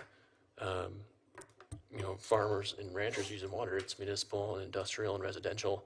Yeah. It's and all ecosystems. It's all the above. Yeah, and that still doesn't even account for wildlife and in everything our else. stream system. So this is something we can talk a lot more about if you want, but those are, once those priority dates change and more of those junior rights get cut because there's not enough water, that's a lot of water that we're talking about is saved each year. And those are the decisions through existing statute and law that are going to have to be made by water managers that are required to do that. Okay. It's coming. Okay. It's a matter of when, and that when is determined by how much we have. And those are the decisions that are within the rights of the law that allow us to get from year to year to year with water still in the reservoirs. And in short, it's not a decision we can make. Right. That is one of the most sticky legal court things you can imagine. The Colorado River Compact is over 10,000 pages long. And well, yeah, whiskey's for drinking and water's for fighting. That's right? It's totally true. I echo your concerns. My worry is, even just locally, is once Pineview stops doing secondary water on August 1st, if not sooner, people are going to start using their culinary water to keep their grass green, etc. So to answer your specific question about enforcement, yes, we are, but we need help. And people are not usually comfortable ratting out their neighbor, but we need some sort of proof because sometimes by the time we get somebody there, the water will be off. If we have a picture with a date stamp, then our first approach is that we go and try and educate. I don't know, sometimes you get a valve that's stuck, sometimes bring a stick with you. sometimes the timer's off, it doesn't have a battery backup. I mean, there's reasons sometimes why good people, it happens, but we try and educate, and if we end up going back again, then we start to fine.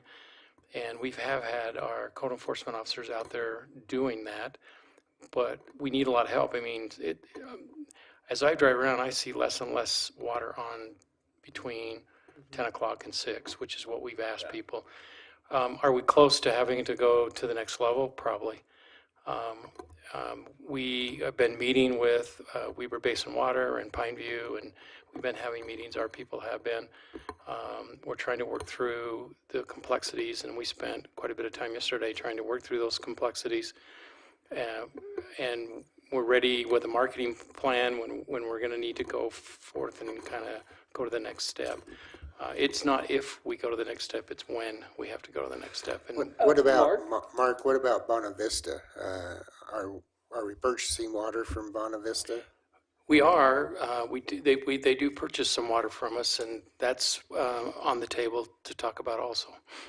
And Pineview does, and a number of others, but as Ben mentioned, we're first in line for a lot of those water rights. And so, one of the conversations has been, we can probably get through this year, even if we get an algae bloom at Pineview. People need to be confident that we'll have good culinary water for them to take care of. We've got the Pineview water rights, and we have enough in the aquifers up there that we're going to be okay. If we have a terrible snow year next year, then there's going to be a whole different level of panic, not just for Ogden City. Yeah. We're in a better spot than most. It's going to be a whole different level of panic for the entire Wasatch Front.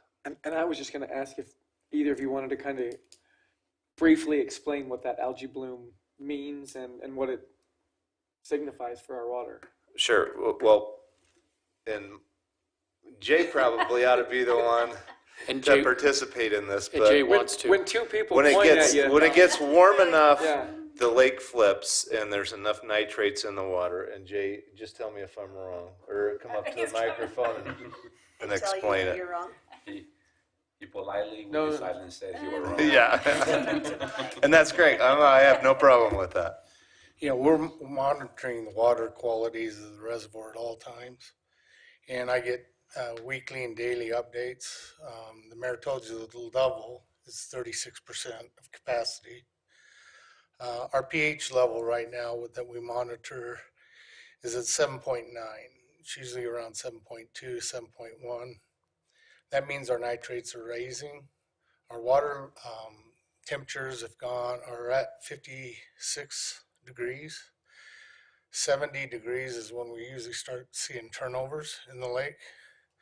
But as the pH level goes up and the temperatures go up, that creates the environment for an algae bloom. And the more the lake turns over, the faster and the more ferocious the algae bloom gets. And we have treated algae blooms before in our new treatment plant and done it very effectively. But if it becomes very heavy, we won't be able to treat it. Our filters will just plug up. And so the mayor is exactly right. The warmer temperatures, the higher nitrates, the higher the pH, the worse the algae bloom gets. And unlike Utah Lake, they get a dangerous algae bloom. We've had just normal algae blooms to this point, but as this kind of weather, we've never seen this kind of weather. So we don't know what to expect, but we are monitoring daily and we are testing. Jay, the 36%, where does that rank? I mean, in the last 10, 15 years, have we been that low? No, 92 was 92? the lowest it's been that we can remember. Yeah. What did it get to in 92? Do you remember? Well, I have different dates in my mind, the months. I don't have the current Lake comparison for you. Powell's, it's the lowest level they had since it filled. Since the dam started. It's the lowest it's been since they filled the dam. But I mean, in any given time in 92, where it was normally 102 feet, it was a 92. Yeah. We could pray for rain, We need a lot of rain. We need a good winter. I actually think we need to do more than praying, and I'm really very serious about this. I think that we need a strong plan going into next year for conservation, and I'll have conversations offline, but I think these warrants conversation in a work session in partnership with the administration to be ready for next year, because again, kind of along the lines, let's do what we can. That was my feeling about the solar.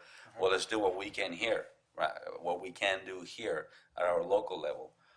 We can't change all those priorities that Ben was talking about, but we can have some stronger conservation programs and more enforcement and good communication plans, etc. So I hope that, I'm just thinking, if we don't have water, we're gonna die. It's just that simple. So Anyway, thank you. We're happy to do that, and we're happy to talk about, like I mentioned, we have one of the best water attorneys in the entire state. So there are things we can do, and there are things that are out of our purview. Yeah. And so we're happy to educate you on what we can and what is not legal for us to do. Thank you. Thank you, Jay.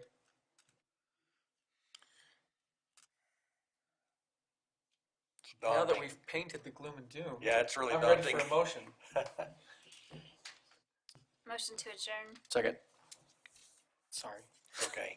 We have a motion by Councilmember Chaburka to adjourn and a second by Councilmember Nadolski. This is a voice vote.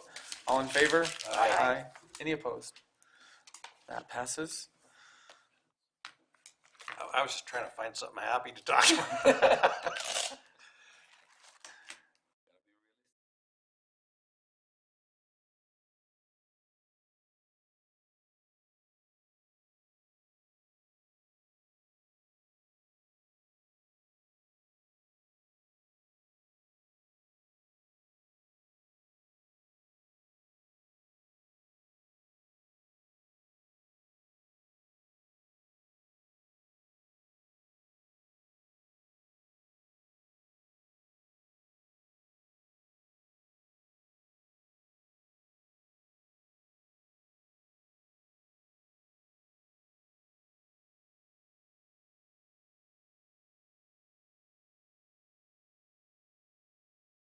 Meeting for Tuesday, July 13th, 2021. Let the roll call reflect that all board members are present. First up is the approval of minutes. We'll start with the closed session of February 23rd, 2021. Board Member Chaburka. Yes, those minutes are accurate to my recollection. Thank you. And the special meeting of March 16th, 2021. Board Member Heyer. Yes, Chair, they're accurate to the best of my recollection. Thank you. And the closed session of March 16th, 2021. Board Member Lopez. Yes, Chair, the minutes are correct, and I move to approve the minutes. Thank you. I'll second. Sorry. Thank you. We have a motion by Board Member Lopez to approve the minutes listed with a second by Board Member Heyer. This is a voice vote. All in favor? Aye. Any opposed? That passes. Next, we have reports from administration. We've got Brandon Cooper here tonight to discuss the proposed designation of the flagship survey area. Thank you for waiting patiently. What a night, right? Yeah. Good job. Thanks for having me. We'll be brief. Before you tonight is a proposed resolution 2021-11, which established a survey area for the benefit of Amer Sports. And this is really the first step in the process of creating a CRA. Amer Sports, you all are familiar with. They came to our city with a headquarter relocation almost 20 years ago, and they have been working out of the American Can ever since as a North American headquarter, sales division, customer service, those kind of things. They have come to us to expand their presence in Ogden in terms of doing warehouse and distribution. They chose Ogden back then for lots of good reasons.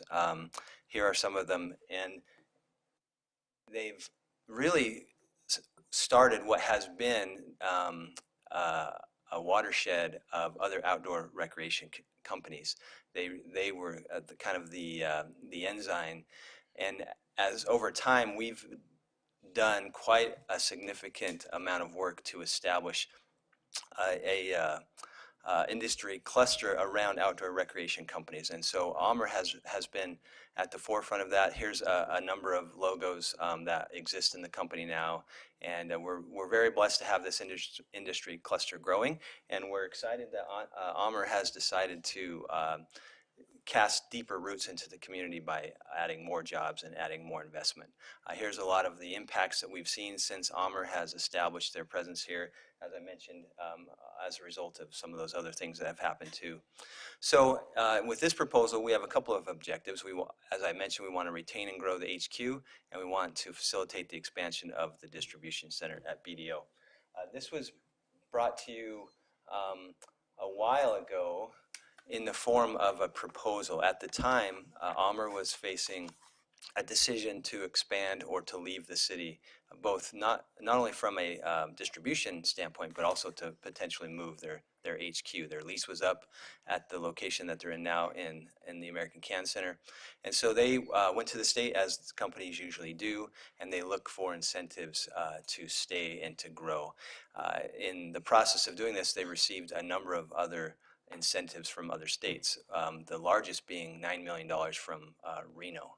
They have a heavy and a very robust incentive program. But through negotiations with the state and through negotiations with us as a city, as an RDA, and with other taxing entities, we were able to create an incentive package that was preferable to them, even over a greater incentive package from Reno. Part of that from the state was EdTIF, so it works like a tax increment does from property tax, but it's corporate tax. And that came in the amount of about $1.3 million. They also have an industrial assistance fund that grants money, so they were able to make a commitment of $300,000. And that was meant to be matched by a local incentive through the RDA of about $2.4 million. That lease rate reduction actually was not necessary in the negotiations, so they actually didn't take advantage of that. But at the time, this was something that we brought to the council a year and a half ago, and looked to receive a letter of support from the board. Sorry, not the council, but the board. We looked to receive a letter of support from the other taxing entities as well, which we did. And so we made we gave the support for the local match in so much that they were able to then get the state incentive. This is the parcel that we're talking about that would be subject to the survey area. So we don't usually do CRAs or survey areas for singular properties, but in this case, this was our best chance at providing that local match for the state incentive. And so this is the building they are operating out of, and this is the subject property that will be part of the survey area. The budget that we put together is how we based that incentive amount of about $2.4 million. This is based on real property tax and personal property. So the actual building and facility and property will be taxed, and the $30 million investment of equipment and personal property will also be taxed, and that's the numbers over 10 years. So that's the basis of what we will be studying. Here again is a summary of that. So this is roughly what AMR was expecting to receive, about $4 million if you take out that $500,000 lease reduction. So again, this is the first step in that process. Establishing a survey area gives us the authority to then move forward with additional negotiations with the taxing entities, the creation of the project area plan, the analysis of the budget to make sure it's current and correct, the interlocal agreements that would be necessary to make that budget happen, and then come back to you with all of that information for review and approval. Any questions? Thank you. Thank you.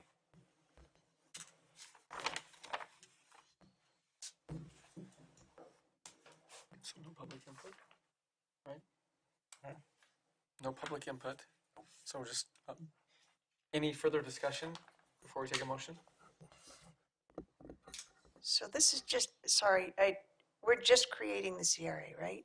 We're not approving the tax increment at this point? Just the survey. No, you're just creating the survey Survey area. area. The CRA would come later as a proposal for your consideration. It's a formality. It's a formal process. We've got to take the step. And I know we had the conversations in the past, so we signaled support, and I want to follow through on our word. But I don't like that to me, like, just principally and philosophically, it doesn't seem like just a good direction to be creating such a small area for a single need. It's not ideal, is all. I agree, it is not ideal. Yeah, but this anchor of this industry is really important, Ogden, obviously, and so is our word. That's important too. Thanks. Okay, yeah, I Okay. think you got it. I'll be right there. if you Okay, think of anything. yep, don't go far. He's still right there. Mm-hmm. Okay, if there's no further discussion, I would entertain a motion. Chair, I propose that we adopt proposed resolution 2021-11. I'll second it. Thank you. We have a motion to adopt proposed resolution 2021-11 by Vice Chair White and a second by Board Member Heyer. This is a roll call vote. Board Member Traverka? Aye. Board Member Heyer? Aye. Board Member Lopez? Aye. Board Member Nadolski? Aye. Board Member Stevens? Aye. Vice Chair White? Aye. Chair Blair? Aye. Thank you, that passes. Next up, we have comments from the Executive Director. Nothing tonight, thank you. Comments from other board members. Nothing. Talked out. I don't know. All right. Okay, then I'll accept one more motion. Motion to adjourn. Second. We have a motion by Board Member Nadolski and a second by Board Member Lopez to adjourn this meeting. This is a voice vote. All in favor? Aye. Aye. Any opposed? Thank you.